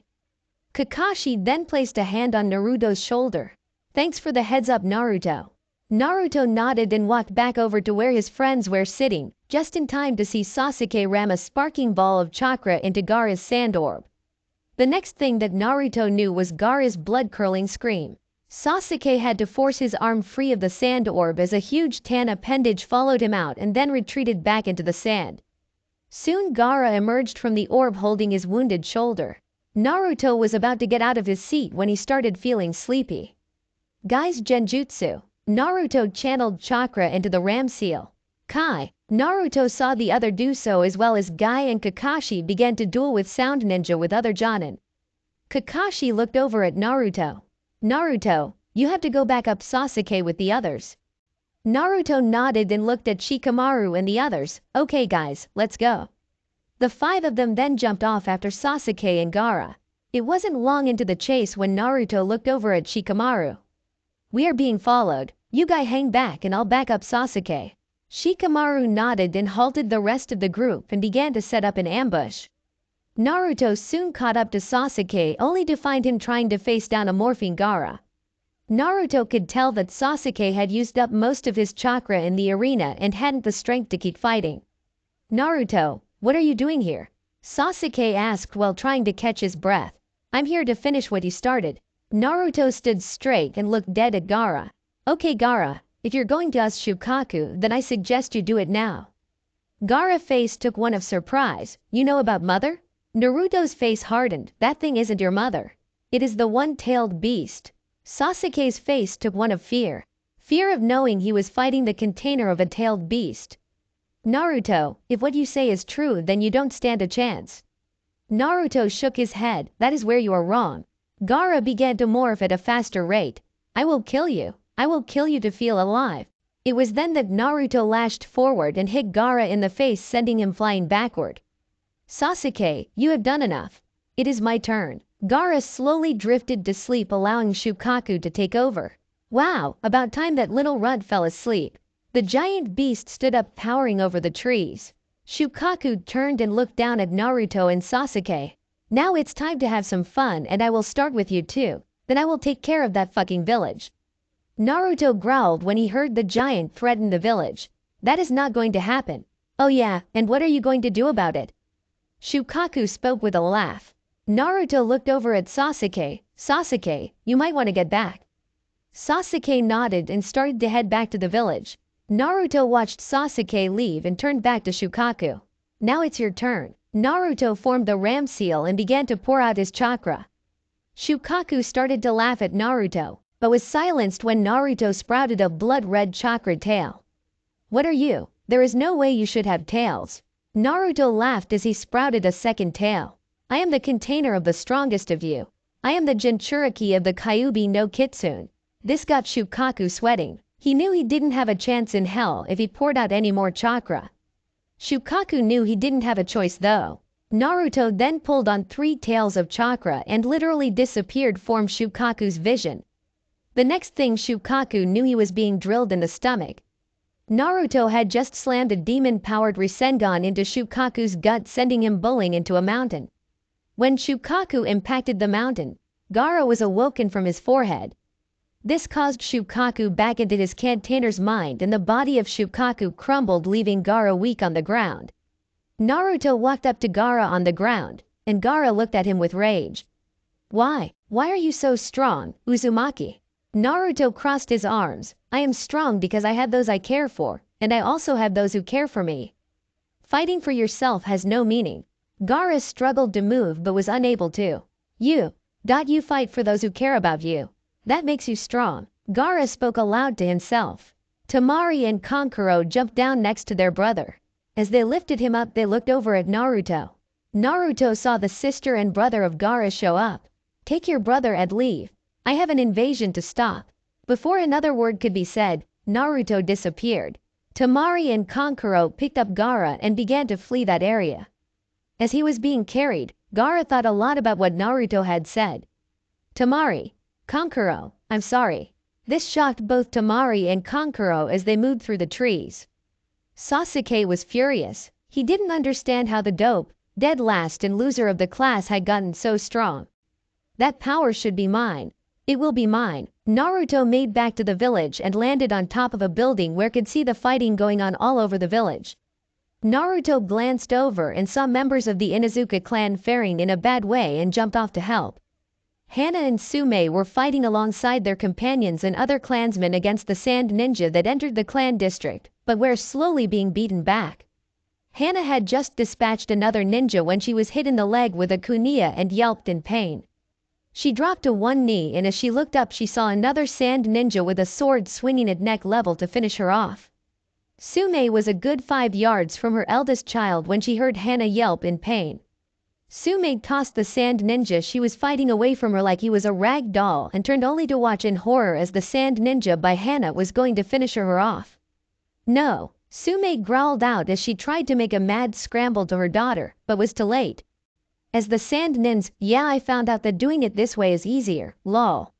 Sword swung through and slammed into the ground, obscuring Sun's vision. Tears welled up in her eyes as she thought about the daughter that lay in the cloud of dust. Seconds before, Hana closed her eyes as she awaited the blow that would end her life. However, the hit never came. Hana slowly opened her eyes and found herself on the roof of her home. How? Naruto was standing at the ledge of the roof when he heard her question. Don't worry, I'll handle it from here. Hana looked up and was suddenly sure she was looking at the 4th Hokage, if it weren't for the red streaks that ran through the mon's hair. She was also sure of the extremely feral, alpha male aura radiating off the man before her. She felt safe and, slightly, no scratch that, extremely turned on. Naruto wasted no time jumping back into the fight. As his feet touched the ground, he quickly drew his katana and set to work. Within half an hour, Naruto and the rest of the clan members from the Hyuga, Inuzuka and Aburame clans had cleared out the clan district and were moving through the village back toward the arena. Suddenly, without warning, all the sand and sound ninja started to withdraw from the village. Several of the ninja from both were captured, many were killed and the rest escaped. Soon it came to light that the 3rd Hokage had fell against Orochimaru in battle. Naruto was standing in the market district when another ninja ran up to him. Naruto. The Hokage is dead. Naruto's eyes went wide with shock. One of the few people that treated him like a normal person was dead. The person was also like a grandfather to him. Naruto clenched his fist shut and began shaking with anger and sadness. Tears also began welling up in his eyes. No, you can't be gone, not now. Kyuubi could feel the sadness radiating off of him and stayed quiet. She knew nothing she said would make it better. As if on signal, rain began to fall in the village. Hana saw her mother sitting on some rubble of one of the houses in their compound weeping and jumped down. Mom, are you okay? Sume looked up to see the one person she thought she would never see again. Hana, she ran up to her daughter and hugged her. I was so worried. I thought you had been killed. She then pelted her daughter over the head. Don't you ever do that to me again. I am expecting grandchildren from you. Before Hana could respond, her mother fired another question at her. How did you get away? Hana blushed as she reflected back on what happened. Somebody saved me. Sume smirked as she saw that look in her daughter's eyes, not to mention the blush, but thought best to save that conversation for later. Come on, hun, we have dead and wounded to gather. She spoke in a somber tone. Hana nodded and they set off together to begin moving the wounded to the hospital and bury the dead. Naruto wiped his eyes and sheathed his katana. Naruto then formed a hand sign, shadow clone jutsu.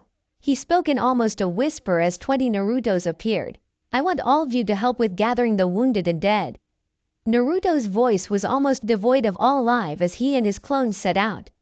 Over the next several hours, villager and ninja alike helped gather up the wounded and dead from all sides for treatment or burial. At the end of the day they had managed to get the bodies off the street, and treatment for the wounded had begun. There was also an announcement made that the funeral for the fallen ninja would be the following morning along with the 3rd Hokages. Naruto slowly made his way home and entered his apartment that was spared in the invasion. He slowly removed his gear and sat down on his bed. Just as Naruto sat down, there was a puff of smoke in his room, causing Naruto to jump, and he took a defensive stance. Kisame saw Naruto ready to fight and quickly spoke, "Naruto, it's okay." "It's me, Kisame." Naruto let out a sigh, "Sorry about that." Kisame took a deep breath, "It's okay, but I'm afraid I have bad news." Naruto's eyes became wide as he heard Kisame bring the news he never wanted to hear. "Naruto, Motion is dead. He was killed when he confronted Latch to end the conflict. Latch killed Motion when he tried to talk him down." Kisame spoke in almost a whisper as a tear escaped her left eye. Naruto collapsed to his knees and punched his hand into the floor, creating a small crater in the wood and splintering the wood around it. "Where is he? Where is Latch?" Kisame took another breath as she knew this news was pushing Naruto to the breaking point. "He's dead. We arrived just as he attacked Motion and finished him. The war is over, but at a high cost." Naruto nodded, "Thank you, Kisame." Kisame looked up into Naruto's eyes and saw only a small flicker of life in them. She bowed her head and disappeared in a cloud of smoke. That night Naruto did something he hadn't done since he was a kid. He wept. He could no longer hold back his emotions as they came to the surface. He wept in sadness. He yelled in anger. He clenched his fist in rage. Naruto's emotions soon took a toll on him as he blacked out on his bed. "Hey people, it is time for the next installment of Naruto, Getting Serious." Again, I do not own anything of Naruto. OC characters will probably be brought in the near future. I hope you like how I brought Kyuubi back. As in the earlier chapters, I never said what happened to her just in case, lol. An ace in the hole, as it were. This chapter will have several flashbacks of the past. Naruto woke the following morning when he heard a knock at his door. Naruto slowly got up and opened the door. When Naruto opened the door, Kakashi greeted him. "Morning, Naruto. Get ready, the funeral starts in an hour." Kakashi could tell that the death of the Hokage had hit Naruto hard, but something else seemed to be bothering Naruto as well. Kakashi followed Naruto back into his apartment as Naruto went into the bathroom. Naruto walked out of the bathroom a few minutes later wearing a black button-up shirt, black slacks, black shoes, and his father's forehead protector. "Okay, Kakashi-sensei, I'm ready." Kakashi nodded at him and they slowly left Naruto's apartment and head for the top of the Hokage Tower, where the funeral was to be held. When Naruto and Kakashi arrived, everyone else had already arrived. Naruto walked over and took his seat with his old team. There were a few sobs through the crowd, but many were silent. Hana could see Naruto from her seat next to her mother and brother. She could see how depressed he looked and was about to ask her mother, but she beat her to it.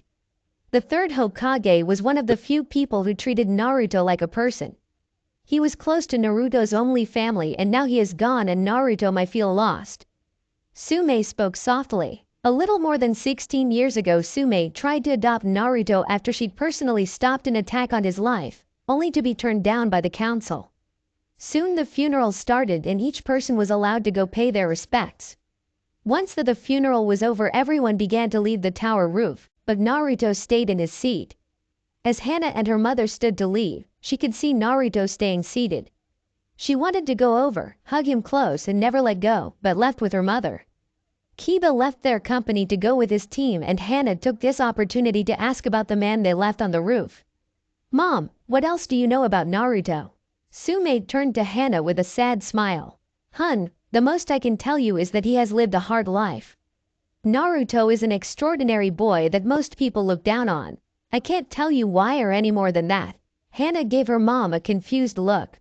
"What do you mean?" Tsume looked up at the sky. "The rest you will have to hear from him." "That is all I can say." Hana let it go as they continued to walk home. Naruto slowly stood and stole one last gaze at the picture of the third Hokage and jumped off the roof and began to reflect on the past as he walked slowly through the village.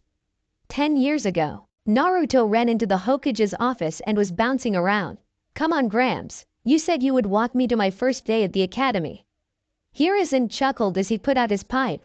"Calm down, Naruto. Class doesn't start for an hour." Naruto beamed at Hiruzen. "I know, but I want to be the first one there." Hiruzen smiled and decided to push little Naruto. "What makes you want to be a ninja so bad, Naruto?" Naruto got that all too familiar look in his eye. I am going to be Hokage someday. Then everyone in the village will have to respect me.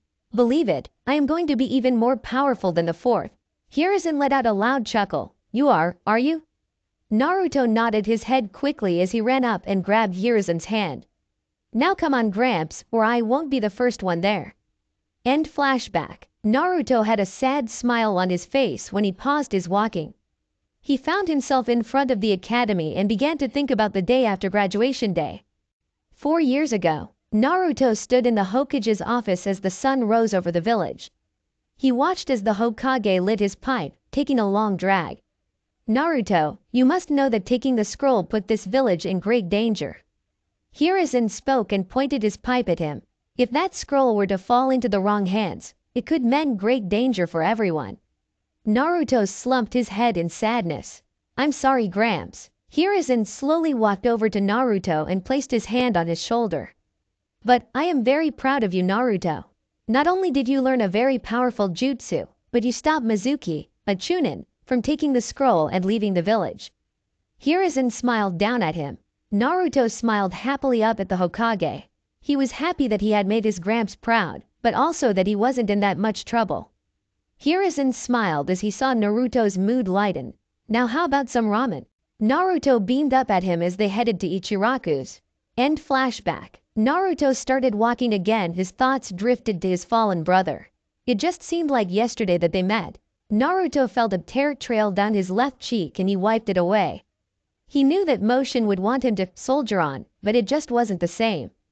After they had started their relationship they had grown so close, only to be ripped apart. Naruto closed his eyes to stop the coming tears and thought about the time they spent together. Few months ago, Naruto walked to the other end of the training ground only to find Motion sleeping in the shade.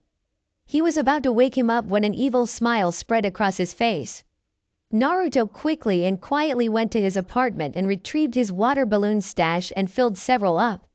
He then got his firecrackers and headed back. When Naruto returned he found Motion exactly as he had left him and began to set up his trap. Naruto set up water balloons in the trees to fall when Motion tripped the tripwires and set up firecrackers that would explode when stepped on. Naruto backed off several feet and threw a water balloon at Motion. Motion was having a great dream when he was woken by something hitting him and getting him wet. When he opened his eyes he saw Naruto standing 20 yards away smirking at him. Naruto, I am going to kill you. One of the few actual outburst Motion ever had, but as he stepped forward he triggered a firecracker. The explosion caused Motion to dash forward, and as he did it set off a chain reaction of water balloons and firecrackers above and below him. Naruto was rolling on the ground laughing his ass off as Motion did his best to dodge water and the small explosives. Suddenly it got quiet and Naruto slowly opened his tear-filled eyes. It was then that he saw an extremely pissed off Motion. Naruto eeped as he jumped up and took off running with Motion hot on his heels. End flashback. Naruto let a soft chuckle escape his lips as he remembered all too well the beating he got after that. He then kept walking the village thinking about the good times when he bumped into the back of someone. Sorry sir. The white-haired man turned to see who bumped into him. He smiled. Hey kid, no worries. I was actually looking for you. Naruto looked up at the man and looked him over. The man had a forehead protector that had kanji for oil on it, a huge scroll on his lower back and long white hair. You were looking for me? The man nodded. Yes, I was. Naruto tilted his head slightly. Who exactly are you then? I don't believe I know you. Jiraiya smiled. Naruto, my name is Jiraiya of the Sannin, and I'm your godfather. Naruto nodded. Oh, you're the one that mom and dad spoke of in their letters. Jiraiya's face took a look of shock. You already know about your parents? Naruto nodded. Yeah, and they told me to give you something. Jiraiya became confused. Give me something? Naruto used his lighting reflexes and delivered a swift kick into Jiraiya's nuts. Jiraiya folded up like a wet piece of newspaper with tears in his eyes, holding his junk. I guess Minato and Kushina were still pissed about me peeking on her in the bathhouse. Naruto shrugged. I don't know what it was for, they just said to. Jiraiya soon was able to get back to his feet. Okay, now that we have taken care of that, meet me at your team's training ground. I have something to give you. Naruto nodded as Jiraiya left in a swirl of leaves. leaving him there to walk. Along the way, Naruto thought about more on the past, and now that he lost two of the people that meant the world to him, he felt more alone than ever.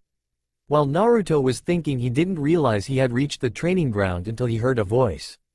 Jiraiya saw Naruto walk into the clearing of the training ground. Took you long enough. Naruto looked up and saw Jiraiya sitting on one of the logs there. Yeah, sorry about that. Jiraiya could tell that Naruto was taking the death of the old man hard and was going to do his best to break him out of it. Come on over here, Naruto, and have a seat. I think we should have a talk first. Naruto sat down on the center log. The same log he was tied to when Team 7 did the belt test with Kakashi. Naruto, I can tell something is bothering you. Jiraiya spoke out. Naruto's head slumped slightly. I have lost two of my precious people and I couldn't do anything to stop it. Two? Jiraiya asked. Naruto nodded. One was the third Hokage, but the second? Naruto straightened up. The second was my companion and brother Motion. Jiraiya tilted his head. Motion? Who is Motion? Naruto then began to fill him in on what happened 2.5 years ago. Jiraiya was totally shocked. I see. That explains why I haven't been able to find you. Jiraiya took a deep breath. Naruto, I know you're hurting, but what would Motion and the third Hokage want you to do? Naruto sighed. I know. They would want me to move on and get stronger, but I just can't help feel I failed them. Jiraiya shook his head. Naruto, I was here during the invasion. Heck, I just got into town, and I saw what you did. You saved countless lives yesterday, and I know, and pretty sure Motion too, would be proud of you. Naruto gave a slight smile. Thanks, pervy sage. Jiraiya jumped up at that. Ah, come on, don't call me that. Naruto gave a light chuckle and Jiraiya smiled. Good to have ya back, kid. Now, Jiraiya bit his thumb and went through several hand seals. Ninja art. Summoning jutsu. Jiraiya then slammed his hand down and a large toad appeared under him holding a scroll in its mouth. The toad then used its tongue, and handed Naruto the scroll. Naruto took the scroll and gave Jiraiya a questioning glance, making Jiraiya smirk. Consider it a present for being promoted to Chunin. That is the scroll of summons for the toads.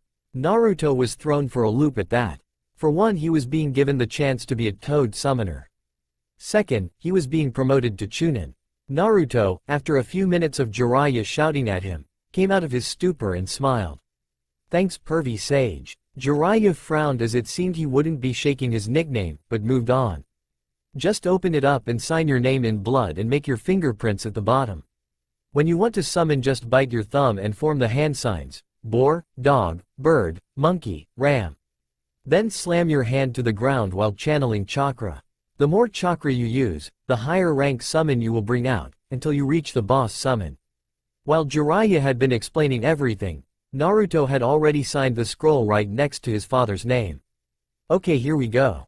Naruto bit his thumb and went through the hand signs and poured a huge amount of chakra into his hand and slammed his palm down. Jiraiya watched in amazement as Naruto summoned Gabunta on his first try. Jiraiya, why have you summoned me? Gabunta called out. Jiraiya smirked. Don't look at me, Bunta. He then pointed to Naruto, who was standing on his head. Who are you? With your unruly, spiky, golden hair. Gabunta spoke. Naruto looked down with an amazed look. My name is Naruto Uzumaki. Gabunta laughed. Oh, so you're his kid, huh? Naruto nodded, causing Gabunta to laugh again. I see. Well then I guess we should get on with it then. If you can hang on to me until the sun rises tomorrow, then I will allow you to be our summoner. Naruto nodded. You have a deal. Naruto had 12 hours until sunrise of the next day, and without warning, Gabunta jumped. Naruto was barely able to hold on as the ride he was on made bull riding like a baby playing with a rattler. Naruto couldn't believe how much chakra he had to use to maintain his hold. As the hours went by, Naruto could feel himself Gabunta going harder and harder, but in the end, Naruto won out. Naruto was smiling on Gabunta's head as he passed out from fatigue. Gabunta caught Naruto as he fell and laid him on the ground. I expect great things from you, kid. He then turned to Jiraiya. Let the kid know that if he ever needs me, just summon. Jiraiya nodded as Gabunta dispersed. He then walked over and picked Naruto up and carried him back to his apartment. When Jiraiya entered Naruto's apartment, he laid him down on his bed. When he turned to leave, he noticed a shelf with several pictures. One was of Team 7, another was of Naruto's parents, one of what Jiraiya assumed was Motion and Naruto, and the last one was of the third and Naruto as a small boy. Jiraiya smiled at the pictures as he left. Naruto woke up slowly to the sound of crickets outside. When he glanced out the window he saw the sun had long since set, and he also noticed he was still wearing the clothes that he wore to the funeral. Naruto got up and dressed in his ninja gear, and headed out into the night. Naruto soon found himself at the park and sat on a nearby bench. From where he was sitting, Naruto looked up into the night sky and pulled a shikamaru. He watched the clouds pass slowly by. Hana was currently walking her companion twins when she spotted a lone figure sitting on a bench. As she started walking closer she saw the wild blonde hair with red streaks and knew who it was. Naruto? She spoke quietly. Naruto heard someone softly call his name and turned to face the voice. What he saw was the same woman he saved on the day of the invasion, but until now he never got a good look at her. To Naruto she was beautiful. Hana blushed at the way Naruto was looking at her.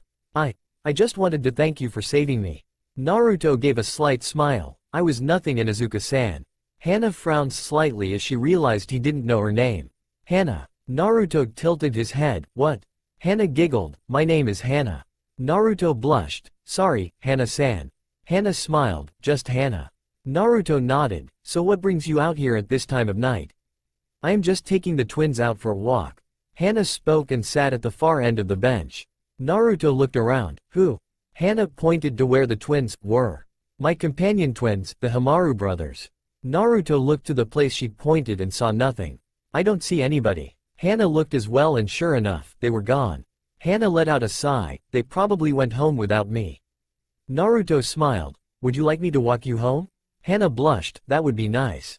It was a quiet walk to the Inuzuka compound and they parted with just slight goodbyes. After Naruto left Hana at her home, he headed for the top of the Hokage monument. Naruto stayed on the monument for the remainder of the night. When morning came Naruto was met at the bottom of the monument by Jiraiya. Well, I have a mission for you. Jiraiya spoke. Naruto nodded. What is it that we have to do? Jiraiya smiled. You're coming with me to get the next Hokage. Time skip. Naruto and Jiraiya's trip to get Tsunade went well, and Naruto was able to force Itachi and Kisame to flee after trying to capture him. Sasuke had also shown up only to be attacked mentally by Itachi and his Sharingan. Once they found Tsunade they also had to fight Orochimaru where Naruto ended up ending the traitor, Kabuto's, life. After the fight was over they began their journey home. While on the trip back to the village Naruto learned more about his parents from his mother's best friend, Tsunade. Well Gaki, are your dreams as big as your father's? Tsunade spoke as they walked. Naruto thought for a moment. I still want to be the greatest Hokage and protect those who are precious to me. Naruto sighed and became depressed. I never want to have to go through the pain of losing someone ever again. Tsunade knew all too well what Naruto was talking about. She had lost the two people that meant the world to her. Her love and her little brother. Their deaths were the reason she had left the village to begin with. Well Naruto, from what you showed me, I believe you will achieve all your dreams. Naruto gave Tsunade a soft smile as they continued on. After a week of traveling they finally reached home. During the week Tsunade had taught Naruto some basic medical ninjutsu and greater chakra control. Naruto stood on a hill as he spotted the main gate and took a deep breath. Feels good to be home. Tsunade stood next to Naruto with a smile. He looks so much like his father, but acts like his mother, and dresses like Kakashi. What a mix this boy is. This place sure hasn't changed much. Jiraiya stood on the other side of Naruto. Nope, not much at all. Let's get you to the elders. Tsunade nodded and turned to Naruto. I'll see you later Naruto and don't forget to practice what I taught you.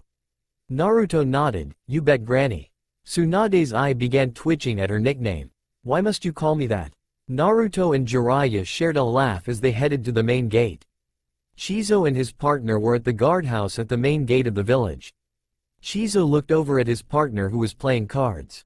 Let's face it, ever since Naruto and Jiraiya left, nothing fun happens anymore. His partner just nodded, looking up and back down. Yeah, but that is about to change. Shizo looked over at him. What are you talking about? Before his partner could respond another voice did. Hey guys, what's happening? Shizo looked up and jumped to his feet. Naruto, you back. How did your mission go? Naruto smiled and nodded. We retrieved the person in question. Shizo grinned as he saw Jiraiya and Tsunade walk up. Lady Tsunade, welcome back. Tsunade nodded to the two guards as they headed into the village. As Naruto walked through the main gates, Kakashi appeared in front of him in a swirl of leaves. Welcome back, Naruto. Naruto nodded, thanks Kakashi-sensei.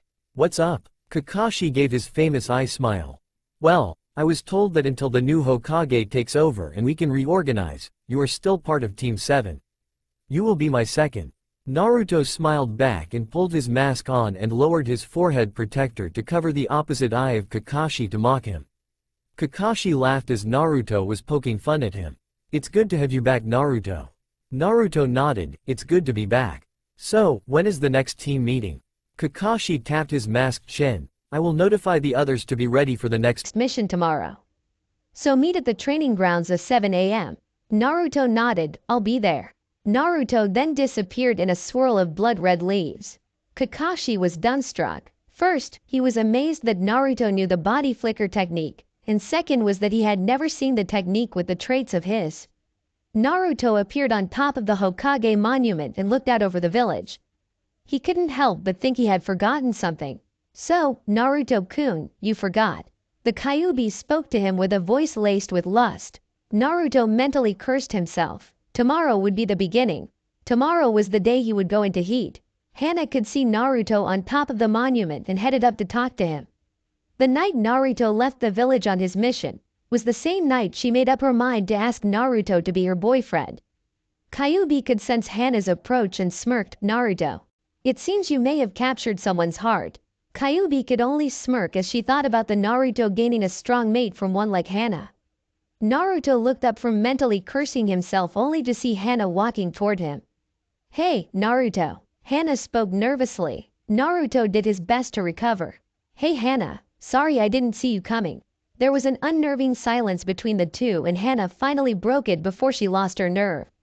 Naruto, I have something I would like to ask. Naruto looked into Hana's eyes and could see the nervousness. What is it, Hana? Hana moved closer to Naruto. Would you like to go out with me? Hana couldn't believe that she was acting like some schoolgirl, but just couldn't control herself. Naruto gave Hana a warm smile that caused her to blush. Hana, I would love to, but I think that we need to talk about something first. Hana nodded and sat down beside Naruto. Naruto then began to tell Hana about the Kyuubi that was inside him, but also what would happen to him tomorrow.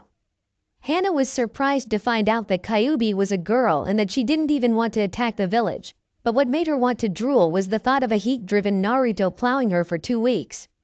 Hana soon snapped out of her and leaned in and slowly pulled Naruto's mask down around his neck and kissed him softly. I don't care, Naruto, as long as I get you as you are. Naruto blushed and smiled as he put another person down of those who took him for who he was. Naruto didn't know what came over him, but he leaned forward and captured Hana's lips in a heated and loving kiss. Hana was amazed at the kissing skill of the so-called densest person when it come to women. Soon she had to break apart for air. Wow, Naruto chuckled, I'll say. Look, Hana, I don't want to do something I don't want, so I think I will be taking a camping trip until it passes. Hana grabbed his hand. I need to go home and I don't want you leaving the village until you talk to me in the morning. Naruto got a confused look, but nodded. Hana smiled and kissed Naruto's cheek. See you in the morning, Naruto. Naruto waved bye and headed home himself to pack for his trip. After packing, Naruto went over to Kakashi's apartment. When he reached the door, he could hear moans and slight screaming coming from the apartment. Naruto, not knowing what the sound was, kicked in the door with his katana at the ready. Kakashi heard his door get kicked in and he and the person he was with got ready to be attacked. However, they soon found themselves being stared at by a confused Naruto. Kakashi looked at Anko and tossed her a sheet to cover up with, while he put on a pair of sweats on. Naruto, what is going on? Naruto was currently confused and fighting a Jiraiya-sized nosebleed, but was able to recover. I was coming to talk to you about something when I heard screams. This caused Anko to blush and Kakashi to cough. What do you want to talk about? Naruto then, after Anko left the room and headed to the bathroom, told Naruto about what will happen to him. Kakashi scratched the back of this head. Well, cough. That you can have time off to get over this. Naruto nodded and left for home, after putting Kakashi's door back on the hinges. In Izuka compound, Hana walked into the main house and heard her mother in the kitchen. As she walked to the doorway, her mother spoke out. Well, seems you finally found my future son-in-law. Sume spoke with a smirk, though not bothering to turn to her daughter. Hana's mouth dropped open. What? How did you know anything about it? Sume let out a snort. Geez, give me a little credit. I am an Inuzuka. I can smell the effect he had on you, and I can smell him on you. Hana was about to protest when she spoke again. Just because you aren't now, doesn't mean anything. I can smell it even if it's dried. Hana began to blush and her mother turned and started laughing. So, anything else you need to talk about, hun? Hana took a deep breath and sat at the table. Mom, she spoke in a slightly down tone. Sume knew what that meant. Her daughter only spoke like that when there was a problem. What? Dad did he do? Hana waved her hands. No, he didn't do anything. It is what is going to happen to him. Sume tilted her head. Okay, I'm lost. Hana, since Sume already knew that Naruto contained the Kyuubi, told her mother what was going to happen to Naruto starting tomorrow. Sume had an evil smirk cross her face but quickly hid it. So you want to know if Naruto can stay here? Hana jumped up and slammed her hands down on the table. Can he? I don't want him to go through it alone. Sume nodded. Okay, hun, he can stay, but we will have to keep a close eye on him. Also, keep him in the guest house so Kiba doesn't find him. Kiba is Naruto's friend, but he won't like that you're with him. Hana nodded and hugged her mom. Thanks, Mom. I'm going to bed. Sume smiled. Good night. Naruto didn't get much sleep. During the night, Naruto slowly began to feel his body temp slowly rise, and needless to say, he felt like shit. Naruto hated it. He had never been sick in his life. He slowly got up as the sun began to rise and redressed in his ninja gear and got his supply scrolls and stored them in his vest pouches. Naruto didn't feel like eating, so he headed toward the Inuzuka compound. When he arrived, he leaned against the gate entrance and closed his eyes. Hana woke with a start. She had overslept slightly and cursed herself. She quickly dressed and headed out of the house. When she reached the main gate, she saw Naruto leaning against the gate. Naruto. She spoke happily. Naruto was panting heavily and gritting his teeth, and this caused the Inuzuka heiress to become worried. Naruto? Are you okay? That is when it hit her. Hana got whiff of something and she had to fight to keep from losing control. She took several steps back to clear her head. She couldn't believe the sheer intensity of his pheromones, and it was just day one. Mom! Sume came running out of the house ready for a fight. What is it? Hana gestured to Naruto. I can't even get close without being overcome by his pheromones. Sume smirked and walked up to Naruto and draped his arm over her shoulder and took him to the guest house. She had fought against pheromones before, but by the time she laid Naruto down in the guest house, she could feel her control slipping and quickly left without a word to her daughter. Hana watched as her mom left with a lustful look in her eyes and couldn't believe it. The most controlled person she ever knew was overtaken by her boyfriend's pheromones. Hana knew that she had to get in and help Naruto, but didn't know if she could fight off the pheromones. I have to do it, she told herself. Naruto was losing focus. All he could think about was the blood that was boiling in his veins and the rock-hard boner in his pants. Every few minutes, Naruto would let out a light whimper. When Hana opened the door to Naruto's room in the guest house, she heard him whimper. She immediately went to his side. Naruto? Naruto, if you can hear me, I'm right here. Hana reached out and touched his face only to feel him burning up. Oh Cammy baby, you're burning up. Hand pulled his vest, mask and shirt off to try and cool him off. Every few seconds Hana was in a fight to maintain control. She was really worried what would happen once Naruto was a walking pheromone maker and horny. Though she kinda liked the idea as long as no other females were involved. Over the next couple of days Naruto was in and out of consciousness as his body was suffering from the change of his body going into heat for the first time. It was now day 5 of his heat and he was waking up. Hana was in the main house and had just gotten dressed for the day and had breakfast. She then got some extra food together to take to Naruto and walked out the back door. Over the past couple of days the potency of Naruto's pheromones had not really increased and she was surprised as the peak of his heat was approaching. Kiba had become curious of why Hana was back and forth from the guest house, but a good scolding from his mother stopped him from snooping around. As she walked outside, she felt like she was hit and dropped the tray of food. Hana was having trouble maintaining control of herself when she realized that it was Naruto's pheromones and he was looking straight at her. Naruto saw the Hana and drew a huge smirk across his face, and he got into a crouching position and growled. It was then Hana fell victim of the overwhelming pheromones saturating the air, and crouched ready to fight for dominance against Naruto. Sume was watching everything from the roof of the main building with a smirk. She had never seen a clash for dominance like this, was looking forward to finding out the outcome. Hana was the first to move as she charged at Naruto on all fours, which caused Naruto to charge at her as well. Within a few seconds they jumped and collided in midair.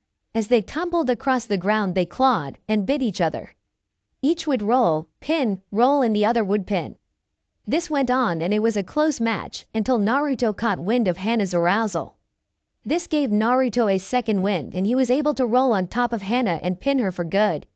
She tried to struggle free, but soon found her drive to resist slip and Naruto sniff at her neck. Hana tilted her head to allow Naruto better access. She moaned out loud as Naruto took advantage of the opening as he sniffed closer and rubbed his nose across her collarbone. Naruto let a low rumble resonate from his chest as he acknowledged her submission and channeled chakra into his fangs and bit down on Hana's shoulder. Hana felt Naruto's fangs sink into her neck and she suffered a mind-numbing orgasm that caused her to fall unconscious. Sume smirked and thought of the wonderful things her son-in-law would bring to her family when she heard the voice that she knew was serious trouble. Naruto, what the fuck are you doing with my sister? Kiba stormed out of the back of the house. Naruto crouched down next to Hana to defend his newly acquired mate and growled at Kiba. Sume was starting to panic. She knew her son didn't stand a chance against Naruto normally, but against a feral, horny, pheromone-driven Naruto defending his mate, he might get himself killed. Kiba, back down. No mom, Naruto isn't good enough for my sister. So if you won't stop this, I will. Kiba looked at Akamaru. You ready, boy? Kiba was shocked as Akamaru shied away, shaking his head. Fine, I'll do this myself. Kiba then charged Naruto. Sume watched in horror as her son charged Naruto and she was too far away to stop him. Naruto bared his teeth as Kiba charged him and in one swift motion, he struck Kiba in the chest with a chakra-enhanced, open palm, strike. Kiba coughed up blood as he fell limp to the ground, and Naruto gently picked up Hana and took her back into the guest house. Sume ran up to Kiba and sighed in relief as she found Kiba only unconscious. He did however suffer 4 broken ribs and a fractured sternum. The following morning, lemon alert. This is my first lemon, ever. Please, no flames. Hana awoke with the extremely warm body against her back with their arms wrapped around her. She turned her head slightly to see the sleeping form of Naruto holding her. She smiled and snuggled against him. Naruto cracked an eyelid and cast a feral grin to his mate. He then leaned in and softly kissed the mate mark on her shoulder, causing a slight moan to come from Hana's lips. When she moaned, Naruto began to once again fuel the air with his pheromones and pounced on Hana. Hana was immediately pushed into her feral state by the pheromones as they began to rip each other's clothes off. As Hana tried to get to Naruto's pants, she was stopped as he attacked her breast. Naruto began to lick her left nipple and tweak the other with his fingers. Hana moaned out as Naruto moved back and forth between each of her breasts. Naruto then began to kiss down Hana's body and slowly spread her legs. Naruto could see the nectar flowing from her between the lips of her pussy as he slowly kissed up the insides of her thighs. Hana was letting out a combination of whimpers, moans and growls, but yelped when Naruto began to attack her pussy. Naruto had finally reached Hana's flowing flower and he ran his tongue along her lower lips. Naruto then used his hand to part her lower lips and began to run his tongue up inside his mate. Hana squirmed and moaned in pleasure as she felt the long, slick tongue of her mate slide in and out of her, but she was becoming impatient. She then pushed Naruto away, getting a growl in protest as she got on her hands and knees, and began to shake her hips slightly whimpering. Naruto stood up slowly and removed his pants, freeing his 11-inch member. Hana, even in a feral state, moaned in satisfaction of his length and girth. Naruto then grabbed hold of Hana's hips and slid his cock up and down her slit. coating it in her juices. Hana moaned at the new sensation and made sure Naruto knew it by grinding back against him. Naruto stopped and lined up his throbbing member up with Hana's aching pussy as she whimpered. With that, Naruto plunged into her depths. Hana winced slightly as he obliterated her hymen, but the pleasure outweighed the pain by 100x. Hana pushed back against Naruto to get him to move, and did he ever. Naruto began thrusting into Hana with 6 days worth of suppressed heat. The word plowing would probably better word to use. Hana began screaming out in pleasure as Naruto growled and continued his relentless assault on her. Hana's inner walls began to contract around Naruto, giving them both more pleasure as Hana had an orgasm rip through her body. This didn't slow down Naruto, however, he just kept going, allowing Hana to ride out her orgasm. As soon as it subsided, she began to thrust back against Naruto. Kiba was laid up in bed trying to drown out the sounds coming from the guest house, but was failing miserably. Sume was sitting in the kitchen drinking coffee with a smirk on her face. After 6 hours of fucking exactly like dogs in heat, Naruto's thrust became more erratic, and Hana was approaching her 15th orgasm of the session. It was then Naruto let out a howl, thrusting every inch of his member into Hana and pressing the head of his cock against the entrance to her womb, as he finally unleashed his orgasm. Hana felt the hot, thick essence of her mate flood into her like a water dragon jutsu, forcing her over the edge again, and she clamped down on Naruto's member as she came. Naruto collapsed on top of Hana as they finished. Naruto laid on his side and pulled Hana against him, keeping his member inside his mate to keep his cum in, as they drifted to sleep. Naruto awoke to find a sleeping Hana on his chest. Naruto pulled her tighter against him out of reflex and kissed her neck, getting a moan from her. Hana moaned as she felt someone leaving light kisses on her mate mark. She slowly opened her eyes and turned to face the person holding her. When she saw that it was leaned up and kissed him, Naruto kissed her back and smiled down at her. "Good morning, beautiful." Hana smiled a love-filled smile. "Good morning to you too, stud." Naruto chuckled and heard a knock at the door. He looked at Hana with a smile. "I'll get it, you just rest." Hana was feeling extremely sore as she rolled to let Naruto up, but smiled as the haze that covered her memories slowly cleared. Naruto walked to the door after putting on his pants and opened it. Sume had a huge smirk on her face as the door opened. "Well, pup, do you feel better?" Naruto blushed and nodded. "I'm so sorry it happened like this, Inuzuka-san." Sume laughed. "I knew it would turn out this way. You make Hana happy, and that is all I want. Oh, and it's either Sume or Mom." Naruto smiled. "So, what brings you out here so early this morning?" Sume smirked at Naruto, which made him nervous. "You and Hana have been out for 3 days.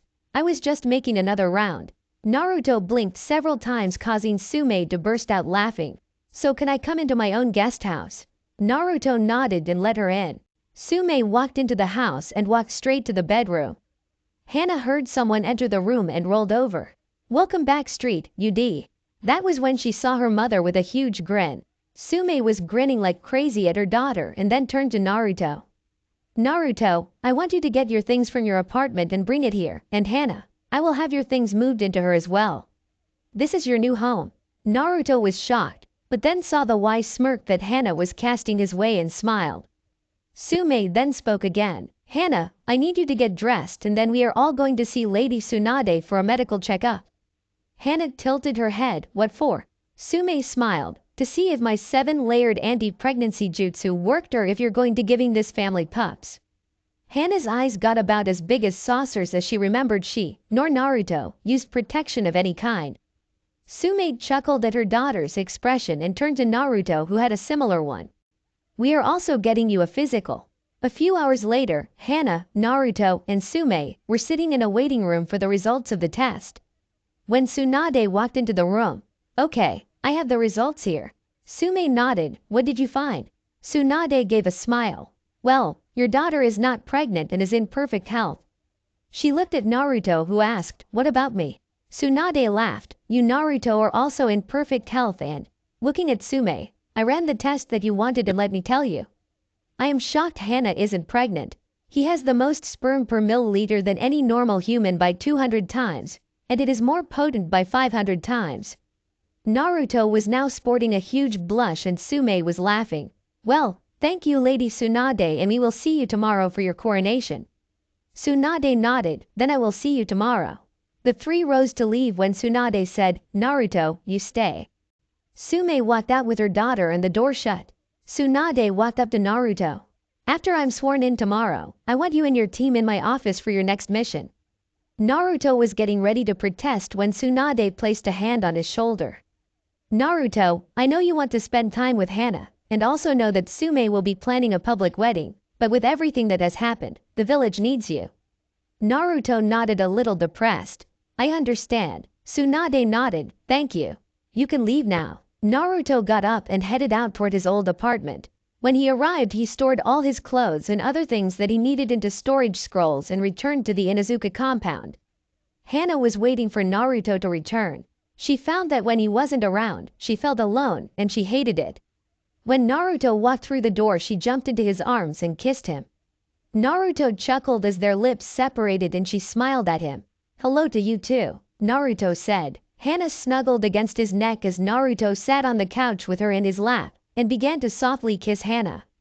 Sume walked from the kitchen and spotted the two. Hey you two, if you're going to throw down, please take it to your house. She then pointed to the back door. It would be that way. Naruto chuckled and Hana let out a giggle. It was then that Kiba came down the stairs and saw them. Kiba remembered the talk his mom had with him. Flashback. Sume looked over at Kiba. Son, I know that Naruto is your friend, but why do you not agree with him and your sister? Kiba grounded his teeth together. He just isn't. Sume sighed. Then I will tell you this. As the heir, you can challenge Naruto, but in doing so, the challenge is of Alpha Pack leader. If you lose, Naruto will stay with Hana and take your place as future heir. If you win, you can force Naruto and Hana to separate. Kiba nodded at the information and was walking out of the room when his mother's voice stopped him. If you do this, either way it goes, your sister will hate you for trying to rid her of the man that she loves and the source of her happiness. Sume spoke in a serious tone. She knew that Kiba was considering it, and also knew deep down she would be pissed at Kiba if he tried. She had never seen Hana so happy than she did with Naruto. Flashback end. Hana spotted Kiba and got off Naruto's lap. Naruto turned and saw Kiba, having to keep back a growl. Kiba walked up to Naruto with a serious look on his face. Naruto, I challenge you for the title of Alpha. It came out as almost a snarl. Hana jumped up and was about to unload at Kiba when Naruto grabbed her hand. It's okay. He then turned to Kiba. Okay Kiba, when? Sume watched as everything in front of her was happening. She saw it coming and had to accept it. Kiba looked Naruto in the eyes, then to Hana's. Now. Naruto nodded and then turned and kissed Hana softly with a whisper. Don't worry, I won't lose you, not after I just started loving you. Hana smiled softly at Naruto with a nod. I love you. Naruto smiled back. I love you too. Kiba then followed Naruto out into the training area. They then moved to separate ends of the area facing each other with Sume and Hana watching from the sidelines. Naruto was glaring daggers at Kiba. Why are you doing this, Kiba? I thought you were my friend. Kiba kept a straight face with his answer. Naruto, you are my friend, but you're not good enough for my sister. Naruto sighed. Then I'm sorry Kiba, but I will not lose Hana. No matter what you do. Kiba let out a growl and charge. We will just see about that. Kiba reached Naruto and delivered and punched in Naruto's face, only to have it dodge. It was then that he started sending a flurry of blows at him. Naruto used his reflexes to block Kiba's blows. What Naruto didn't notice is that when Kiba pulled his arm back, he pulled a kunai and stabbed at Naruto and caught him in the upper arm. Kiba jumped back and growled. Why aren't you fighting back? Naruto pulled the kunai from his arm and began to form hand signs at an alarming rate. When Kiba saw this, he charged again. Naruto was just about to finish the last hand sign when he took a punch to the jaw and was sent sliding across the area. As Naruto was about to get up, that is when Kiba lost it.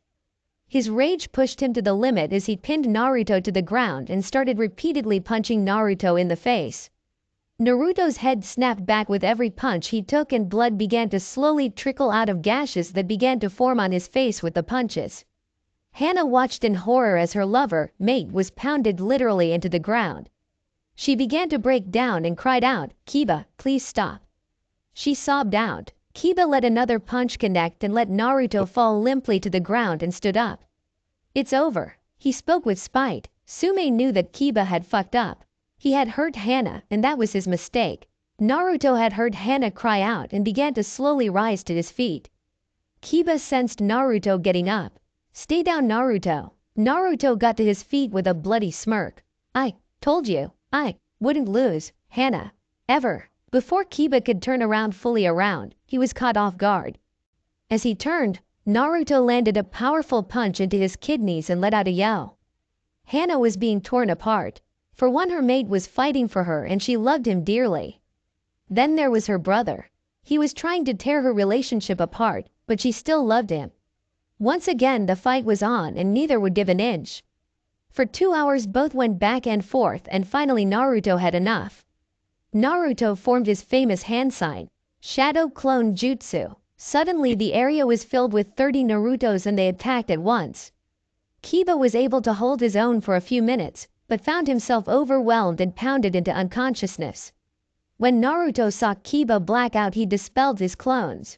Naruto looked over to see the relieved face of Hana and gave her a loving smile as he felt the rest of his strength leave his body and then collapsed to the ground. Hana rushed forward and placed Naruto's head in her lap. Hana had tears of joy in her eyes, knowing that they would continue to be together. Naruto opened his eyes to see the love of his life looking down at him with tears in her eyes. He then reached up with a shaky hand and wiped the tears from one eye. Hey, no tears, okay. Naruto spoke weakly. Hana wiped her tears and with a smile. She slowly helped Naruto to his feet and lead him to their house while Sume gathered up Kiba. She was disappointed in her son, but could understand why he did it. Sume then smirked as the Namikaze, Uzumaki and Inuzuka clans was now under one banner. She could only imagine what her grandchildren would be like and began to drool just thinking about it. Hana helped Naruto into bed and then crawled in, snuggling up to him. She smiled as Naruto gently wrapped his arms around her as they drifted to sleep. The next morning Naruto awoke and found himself alone. When he realized this, he frowned and began to walk through the house when he smelled food. He slowly drifted into the kitchen and a smile crossed his face. There she was, Hana Inuzuka, soon to be Namikaze, standing in the kitchen in one of his oversized t-shirts cooking. Hana was cooking a variety of egg, sausage, bacon, hash browns and toast when she felt 2 arms snake around her waist and a kiss land softly on her neck. She arched her back and moaned softly. Naruto smirked at the effect he got. Morning, Angel. Hana giggled. Good morning to you too. I thought that since today will be your first day back on duty, I would fix you a good breakfast. Naruto smiled. Thank you, but you didn't have to. Hana turned and kissed him on the lips. Now sit, she spoke with a laugh. Naruto gave a mock salute. Yes, ma'am. After breakfast they both went and got dressed, while teasing each other the whole time. Finally they were standing at the main gate of the compounded. Naruto placed another soft kiss on Hana's lips. I'll see you later, baby. Hana kissed him back. Okay, I love you. She spoke with a glisten in her eyes. Naruto smiled, as I love you. He then began a happy walk to Training Ground 7 to meet up with Kakashi and the rest. Hana watched her fiancé walk away and then headed to her clinic. Naruto arrived at the training ground and found that surprisingly everyone, including Kakashi, was already there. Kakashi sensed someone's approach and turned to see Naruto walking toward them. Well, Naruto, I see you're feeling better. Naruto nodded. I'm good to go, Kakashi-sensei. Kakashi chuckled. That's good to hear, but I'm not your sensei anymore, Naruto. You're at Chunin now. Naruto nodded with a smile. I know, but you will always be my sensei, just like Iruka-sensei. Kakashi gave Naruto an eye smile, but felt his heart swell that his sensei's son felt that way. He then turned back to Sasuke and Sakura. Kakashi eyed Sasuke, who was looking away. He felt that Sasuke had taken a turn for the worst after running off by himself to chase Naruto, only to be attacked by Itachi Uchiha. For the next week the team did a few low-class C-rank missions, and during that time Sume, Hana and Naruto had been making plans for their official wedding. Naruto now found himself a day away from his wedding. Hana had decided on a non-formal wedding and to be married on top of the Hokage Tower in their Chunin gear. The true ninja wedding. The wedding also marked the day that Naruto's heritage would be revealed. It was currently the night before the wedding and Naruto was crashing at Kakashi's place. Kakashi and Naruto sat on the roof of his apartment talking. "I tell ya Naruto, you got quiet the woman." Kakashi smiled. Naruto grinned. "Yeah, she is my better half." Kakashi laughed. "Wish your dad could be here to see this. You do know you're having the same kind of wedding he had." Naruto looked over at Kakashi with wide eyes. "Really?" Kakashi nodded. "Yeah, it was something else, but are you sure you want to reveal your heritage?" Naruto nodded. It is time the Namikaze returned and began to rebuild, and with the Inuzuka as a branch family. Naruto smirked. "Who knows what will come?" Kakashi nodded. "Well, you have a big day tomorrow. Time for sleep." Naruto nodded and followed Kakashi inside. Once inside, Naruto laid on the couch and went to sleep. The big day. Hana had heard about people getting cold feet before a wedding, but her feet were burning up from excitement. She had never been this anxious about anything in her life. She dressed in her standard Chunin gear and headed for the Hokage Tower. Naruto stood on top of the Hokage Tower with his friends, minus Sasuke, as he just blew off the invitation like it meant nothing to him. Shikamaru walked up to Naruto with a lazy smile. "Can't believe you're getting hitched already. But at least you got a not-so-troublesome woman." Naruto laughed and shook his hand. "Happiest day of my life, man. Plus I have a surprise for everyone."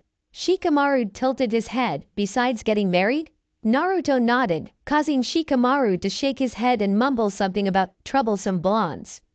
Hinata was taking the marriage quite well, but that was due to the fact she was seeing Kiba. Which also meant that Hinata was slightly pissed at Naruto for taking Kiba's heir status away from him. Hinata in her mind would never forgive him. Naruto shared laughs with his close friends and could see the jealous looks that Sakura, Ino and other girls that chased Sasuke, as they all wanted to be the once already married to their Sasuke. When the time arrived, Tsunade, who has already been sworn in during the week time skip, took her spot and instructed everyone else to take their seats. Naruto was standing at the altar when the music started. Naruto turned and saw Hana emerge on the roof, and Naruto's breathing suddenly picked up. She may not have been in the white dress, but she was still the most beautiful woman he had seen and just couldn't believe he was lucky enough to have her. Hana smiled lovingly at Naruto and looked only at him as she could feel everyone's eyes on her. After the slow walk, she finally reached the altar and smiled at her soon-to-be husband. Tsunade looked at the two as they smiled at each other. "We are gathered here today to witness the joining of these two souls, Hana Inuzuka and Naruto Uzumaki Namikaze." When she spoke, Naruto's full name gasp went around the crowd, along with an outburst from the citizen council that was in attendance. "That can't be. How dare you put the dem?" The council member that was yelling out suddenly was silenced by Anbu detaining him. Tsunade glared at the council member. "For your violation of the third's law, you are sentenced to 48 hours with Ibiki." With that, Anbu disappeared with the person. "Now, before we continue," she pulled a scroll out. "This is the birth certificate that shows Naruto's birth parents were the 4th Hokage and Kushina Uzumaki. Now we may continue. Do you, Naruto, take this woman to be your lawfully wedded wife?" "To have and to hold. Yeah, you know." Naruto smiled as he placed the wedding band on her hand. "I do." Same thing for Hana. Hana places Naruto's wedding band on his hand. "I do." She spoke with a tear in her eye. Tsunade grinned. "Then by the power invested in me as Hokage of the village hidden in the leaves, I now pronounce you man and wife." She winked at Naruto. "You may kiss your bride." Naruto pulled Naruto against him and kissed her with a long passionate kiss that took her breath away. As they shared a kiss, the friends in the crowd cheered. Naruto scooped up his new bride and body flickered to their house. The last thing the crowd heard was Hana "eep" as they vanished. Jiraiya walked up to Tsunade with a grin. More like his father than he realizes. Tsunade sighed with a smile. "Poor girl." Jiraiya cast her a look and she laughed, in a good way. Jiraiya laughed with his old teammate and began to walk away. Tsunade watched him start to leave. "Where are you going?" Jiraiya turned with a perverted grin. "Well, I figured I would get some good research done for my book tonight." Tsunade's eye began to twitch. "Jiraiya, you do know the bathhouse is closed for repairs." Jiraiya nodded and took off. Tsunade thought about it for a moment and looked in the direction of the Inuzuka new Namikaze compound was. The same direction Jiraiya was headed and the opposite from the bathhouse. "Jiraiya," She took off after him with a yell. Naruto laid Hana gently on their bed and kissed her softly. Hana smiled back at him as they began their slow and passionate makeout session, when they heard a perverted giggle from outside their window. Naruto kissed her again and was about to get up when he heard something. "There you are." Tsunade grabbed Jiraiya by the ear and dragged him off into the woods where every man in the village, except Naruto, shivered at the high-pitched scream that followed. Naruto looked back down at Hana with a smirk and leaned in, kissing down her jaw to her shoulder, getting Hana to moan. Hana tilted her head to the side to allow Naruto better access as she lifted her knees slightly and rubbed against his crotch, getting a groan against her neck. Naruto pulled off Hana's chunin vest and shirt, finding her bra less. Naruto smirked and he leaned down and kissed her left nipple and began to suckle it. As Naruto pleasured her nipples, she began to arch her back and moan in pleasure. She then began to use her own hands to unzip Naruto's custom vest and pull his shirt off. As Naruto leaned up and planted his lips back on hers, she began to drag her nails lightly down his chest. Naruto then slid his hands down Hana's body while starting a tail of kisses down her neck. When his hands reached her waist, he began to remove her pants and he continued to trail light kisses down Hana's body. Hana whimpered lightly as she felt the burning trail of kisses left by Naruto down her body. She soon felt her pants be removed and heard them hit the floor across the room. She looked down as Naruto's trail ended just above her heated, wet core. Naruto gently spread her legs and inhaled her scent and smiled as she arched her back as his breath stimulated her aroused clit. He then leaned in and gently licked her engorged bud. Hana gasped at the sudden jolt of pleasure that coursed through her body and raised her pussy up for Naruto. Naruto smirked at her reaction and gently parted her outer lips and attacked her core with haste while rubbing her sensitive clit, causing Hana to moan in pleasure. "Oh, yeah, just like that. Please, keep going." Hana moaned out every few seconds. Naruto continued his assault and then slid his finger into her dripping cunt, causing Hana to shudder in orgasm with the sudden penetration. Naruto looked up at Hana's shaking form as she looked down at him with half-lit eyes and licked his finger clean. Hana then got on all fours and crawled over to Naruto where she pulled his pants down, freeing his member. She grinned as he was already full-mast and gave the tip a testing lick. Naruto tensed as he felt her rough tongue and breath caressed his cock. Hana looked up with a smirk as his reaction as she slowly took him into her mouth and slowly began to move him in and out. Naruto had never felt anything like it. It was amazing and erotic to watch her. Naruto was shook from his thoughts as Hana deep-throated him. When she did, he let out a loud groan in satisfaction. Hana couldn't believe that she deep-throated him and still didn't take the whole thing in. She then felt Naruto place a hand on her head as his groans came in louder and began to thrust slightly. Naruto could feel his orgasm building rapidly and made sure she knew. "Oh, I'm about to come." Naruto was disappointed when she stopped with a smirk. Hana was smirking up at him when she spoke idly. Not yet stud. She then pushed Naruto down on his back, on the bed, and straddled his waist. She leaned down and kissed him while raising up and lining his cock up with her heated core, and slowly lowered herself down. Both Hana and Naruto moaned at the contact as she took him in. Hana began to rock her hips as Naruto griped her hips and pressed back up against her. Over the next 4 hours the two lovers had gone through every position multiple times. Each time they would reach their peak, they would pause to let it subside before continuing. We now find them in the missionary position with Naruto rocking his hips back and forth into Hana. Both were covered in sweat and the bed sheets were covered in both sweat and Hana's juices. Soon both found themselves at the doorstep of their orgasms again. Hana. I'm. Naruto couldn't get it out as he was trying to delay. Hana was moaning, "Yes. Give it to me, you fucking stud. I want your hot thick cum inside me. Ah." She screamed as she clamped down and shuddered in the most powerful orgasm she had ever felt, and she literally squirted she cum into Naruto's lap. Naruto had just thrust in as Hana cummed and he couldn't hold it anymore and came. Naruto's whole body spasmed with his orgasm. Hana was still clamped down on Naruto as she felt his warm heat flood into her womb. It was now that she was glad with her personal birth control that Tsunade had given her. They soon found themselves cuddled together in afterglow of their love-making. Naruto held his new bride close to him and came up with an idea. "Hey, I think we need a shower." Hana looked up at Naruto with a confused expression until she saw the lustful look in his eyes.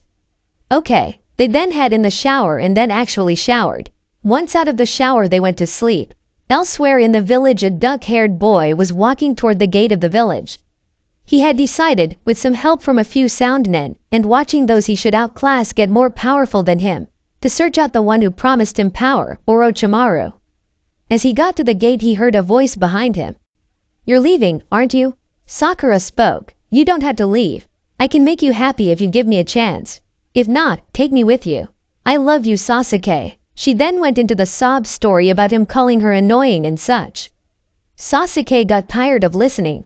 "You're still annoying. I walk a path that none of you can follow.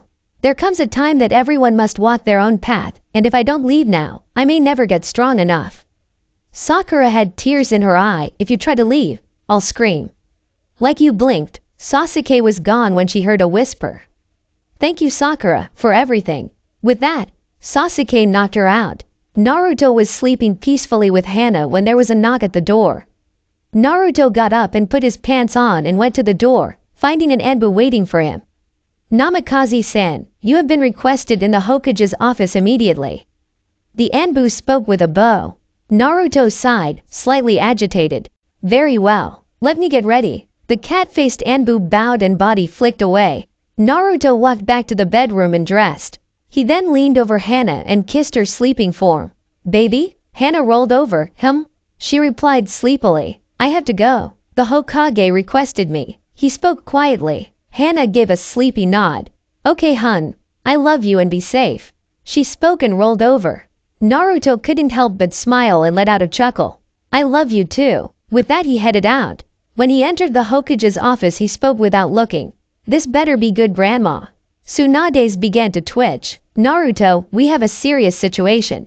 It was then that Naruto noticed he was in the office with Shikamaru, who had an interesting look in his face. He looked like he was actually interested in something, for the first time ever. "What's going on?" Tsunade looked out over the village. Late last night Sasuke Uchiha left the village without authorization. He is now listed as a missing nen. From the intel that we have, I can tell you that he is being accompanied by 6 of Orochimaru's elite. She then turned to the 2 of them. "Shikamaru, you're in charge. Naruto, you're his second. I want you 2 to put together a team for immediate departure and bring the Uchiha back." Naruto pulled his mask on. "You can count on us." Shikamaru sighed. "Being squad leader is going to be so troublesome." Naruto chuckled. "Get Choji and Kiba. I'll go get Neji and fill him in." Shikamaru nodded and they dashed away. Ladies and gentlemen, boy and girls. The moment you have all been waiting for, the return of Ronin Shinobi and the next ENSTALLMENTOF. Getting serious. Thank you, announcer person. Okay, before we begin I cannot thank you all enough for your support. I really appreciate all the great things you all said about the story. I mean, honestly, I was thinking, okay, they will probably just take a minute or something and say continue or not, but damn, you all went all out and some wrote an essay on the thing. That means a lot to me, so again thank you. There was also some good ideas in the reviews that I will take to heart. Also, some of you wished to see some kind of relationship between Naruto and Kyuubi. I wanted to do one, but I didn't know how I wanted to write it. The start of the Hana, Naruto pairing took a lot of thought on my part and I don't know if I could make it as good as that. So, yeah, but if you really want it, I might see if I can, but I am not making any promises. Kyuubi has been missing for several chapters and I would have to figure out a way to reintroduce her. Thank you all again for the support and I hope I don't let you down and my writing continues to improve. Naruto stood with the group that was charged with bringing back Sasuke. Okay, we are all here. What's the plan, Shika? Everything up to Sasuke fight is the same as in canon. Naruto reached the Valley of the End as Sasuke reached the other side. Sasuke. His yell came out almost like a roar. Sasuke turned to see the dope standing on the opposite statue. So, you're here to bring back the village's precious Uchiha, huh? Naruto was beyond pissed right now. Behind him he could feel the chakra signatures of his friends either struggling or near losing. I'm here to bring you back. Dead or alive. Naruto sprinted over the water and up the other statue to face Sasuke. What condition you go back in is up to you. Sasuke gritted his teeth. Does this loser really think he can beat me? He thought angrily to himself. What make you think you even have a chance? What make you think you're better than me? Naruto was narrowed his eyes. If you really think I am going to let you give yourself to Orochimaru, you're sadly mistaken. I will stop you, Sasuke. Without warning, Sasuke lashed out, catching Naruto in the jaw and sending him off the edge to the water below. We'll just see about that. Naruto climbed up on top of the water and looked up at Sasuke's position. Have you a Sasuke? Sasuke jumped down to the water and stood across from Naruto. I will kill you and prove to the village just how serious I am, and when I do, I will be one step closer to the power I need. Naruto took his taijutsu stance. I will do what I must. Sasuke charged at him. You will try. I know, Star Wars moment, but I couldn't resist. Naruto blocked Sasuke's volley of punches and kicks, but was caught off guard with how fast and the strength he carried them with. What Naruto didn't see, however, was Sasuke pull a kunai while the contorted his body on a kick and lasted out with it. Naruto went to block what seemed like another swing, but was too late to see the bladed weapon in Sasuke's hand to fully dodge. The swing did, however, open up Sasuke's defense and allowed Naruto to kick Sasuke to create some separation. Naruto looked over and saw the gash that Sasuke had left in his arm. Sasuke saw Naruto's blood run down and drip into the water. What's the matter, dope? Can't keep up? With that, he charged back in. Sasuke knew that Naruto's custom vest could take a lot of punishment, so he would have to go around it. Once again, Naruto found himself on the defensive. This time, however, he was more attentive to Sasuke's movements and found blocking to be slightly easier.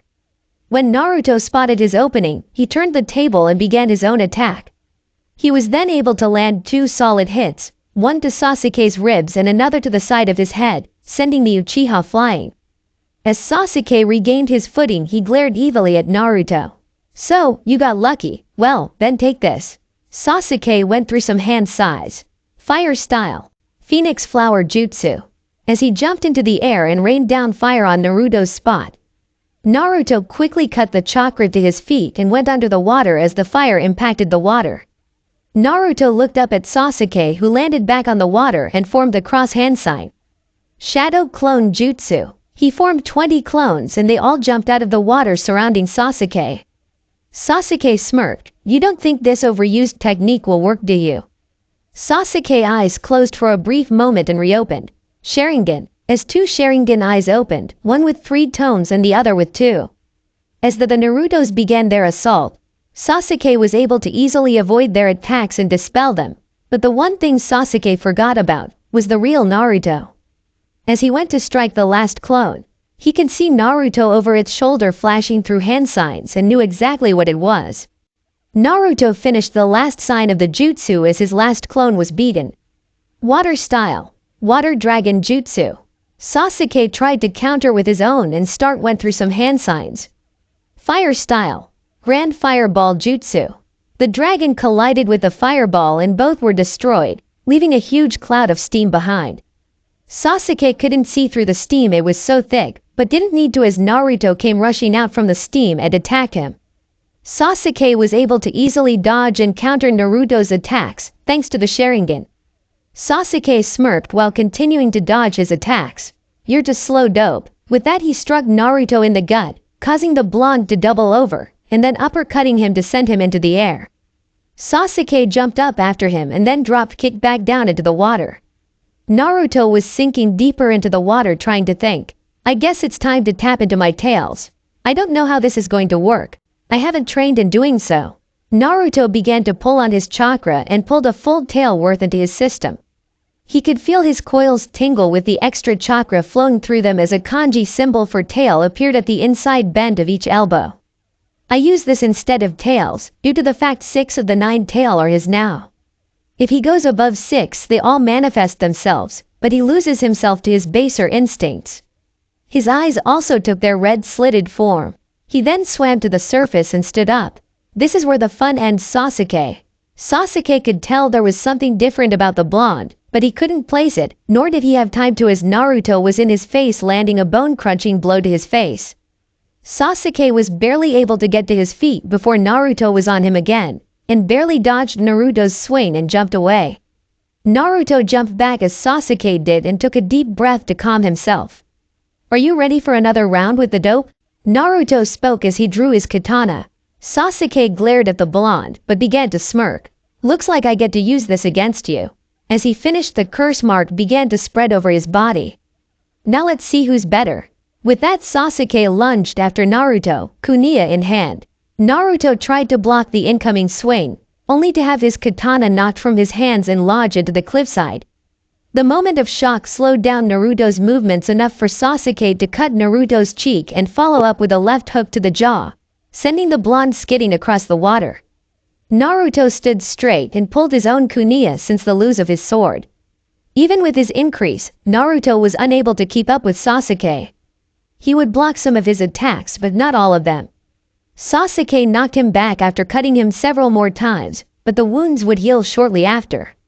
Naruto stood and looked out over the water to Sasuke, who had a blood-crazed look on his face. "Looks like I'll have to dig deeper." With take, Naruto began to draw out more chakra, causing another kanji for tail to appear on his arms, and dark red chakra began to be visible on his body. Once again, Sasuke and Naruto began fighting, only this time Naruto had a slight edge over Sasuke. For several minutes they stalemated until Naruto struck Sasuke in the chest with an open palm and sent him crashing into the cliff wall. Sasuke gritted his teeth. He refused to lose to this dope. He was an Uchiha, the elite among all shinobi clans, and he would avenge his family no matter what the cost. So, he began to pull more on the cure mark and transformed into the stage 2 of the seal. Sasuke had never felt so powerful in his life. He could feel the power burning through his veins as he looked down on the blonde. Sasuke let a smirk cross his face as he launched himself at Naruto. Naruto couldn't believe it. The power that he felt form Sasuke just doubled, and before he could blink he was being pounded on. Naruto couldn't count how many times Sasuke hit him, but he soon found himself laying on the rock bank of the river coughing up blood as Sasuke jumped back. Sasuke looked over at Naruto. "What's the matter, dope? Going back on what you said? You ain't shit, you know that. Everything you said during the academy and with when we were a team means nothing. You have been and always will be a loser with rest of those pathetic weaklings." Sasuke laughed. Naruto slowly got to his feet and pulled even more on his massive chakra reserves. He felt his wounds heal as a third kanji for tail appeared on his arm and the chakra around him grew. He could feel his chakra coils now screaming in protest with the influx of chakra, and knew that if he went any further, he could rupture his coils. "Let's finish this, Sasuke." Naruto held his hand out and began to for a Rasengan in his right hand. Sasuke smirked and went through the hand seals and formed the Chidori in his right hand. "Bring it on, loser." With that, the two launched themselves at each other. Naruto shoved his Rasengan forward, but Sasuke turned his body just enough for it to pass by his head, and slammed his Chidori into Naruto's gut, right above the seal. Naruto felt the wind leave his body and began to fall toward the ground. He landed on the bank once again and felt weak. Just as he was about to black out, he screamed in pain. Sasuke had retrieved Naruto's sword and had just stabbed it through his shoulder, all the way down to the hilt. "I told you, you could never beat me. Loser." With that, Sasuke departed and Naruto blacked out. Kakashi arrived at the Valley of the End and looked with shock and awe at the destruction left behind by his former students. He then looked down into the valley and spotted Naruto's unconscious form. He jumped down and picked the blonde up and began to rush back to Konoha. Once back in the village, Naruto was placed in the hospital so his wounds could continue to heal. Neji and Choji were in ICU with severe injuries, several were life-threatening. Kiba and Akamaru had their major injuries healed and placed in the same room as Naruto. 2 days after admission to hospital, Naruto finally awoke in the night. He looked around the room and could tell he had been brought to the hospital. As he tried to sit up, he noticed the weight on his chest and looked down to find his wife sleeping curled up next to him with her head on his chest. He could help the loving smile pass over him, and he leaned in and kissed her forehead, getting a quiet moan from her. Hannah slowly began to wake as she felt something warm press against her head. She picked her head up and yawned, but when she did, she heard a quiet chuckle, to which she looked up. When she did, she saw the ocean blue eyes of her husband and lover. "Nar." She was quickly silenced by Naruto's finger on her lips. Naruto smiled at the woman he loved and leaned down, pulling his finger away, kissing her lips. People are trying to sleep, baby. Hana blushed lightly and snuggled into Naruto as tears welled up in her eyes. I was so worried about you. First you were gone and then they brought you back all beat up. Naruto could hear and feel her soft sobs and he hugged her to him gently. I know, baby, and I'm sorry. Naruto just held her in his embrace and soon the soft sobs stopped and he leaned down and looked to find her asleep once again and smiled. He then pulled the covers back and put both of them under them and went to sleep himself. He knew that he would be debriefed tomorrow by the Hokage. That's all for now. If you enjoyed, then please like, share and do comments.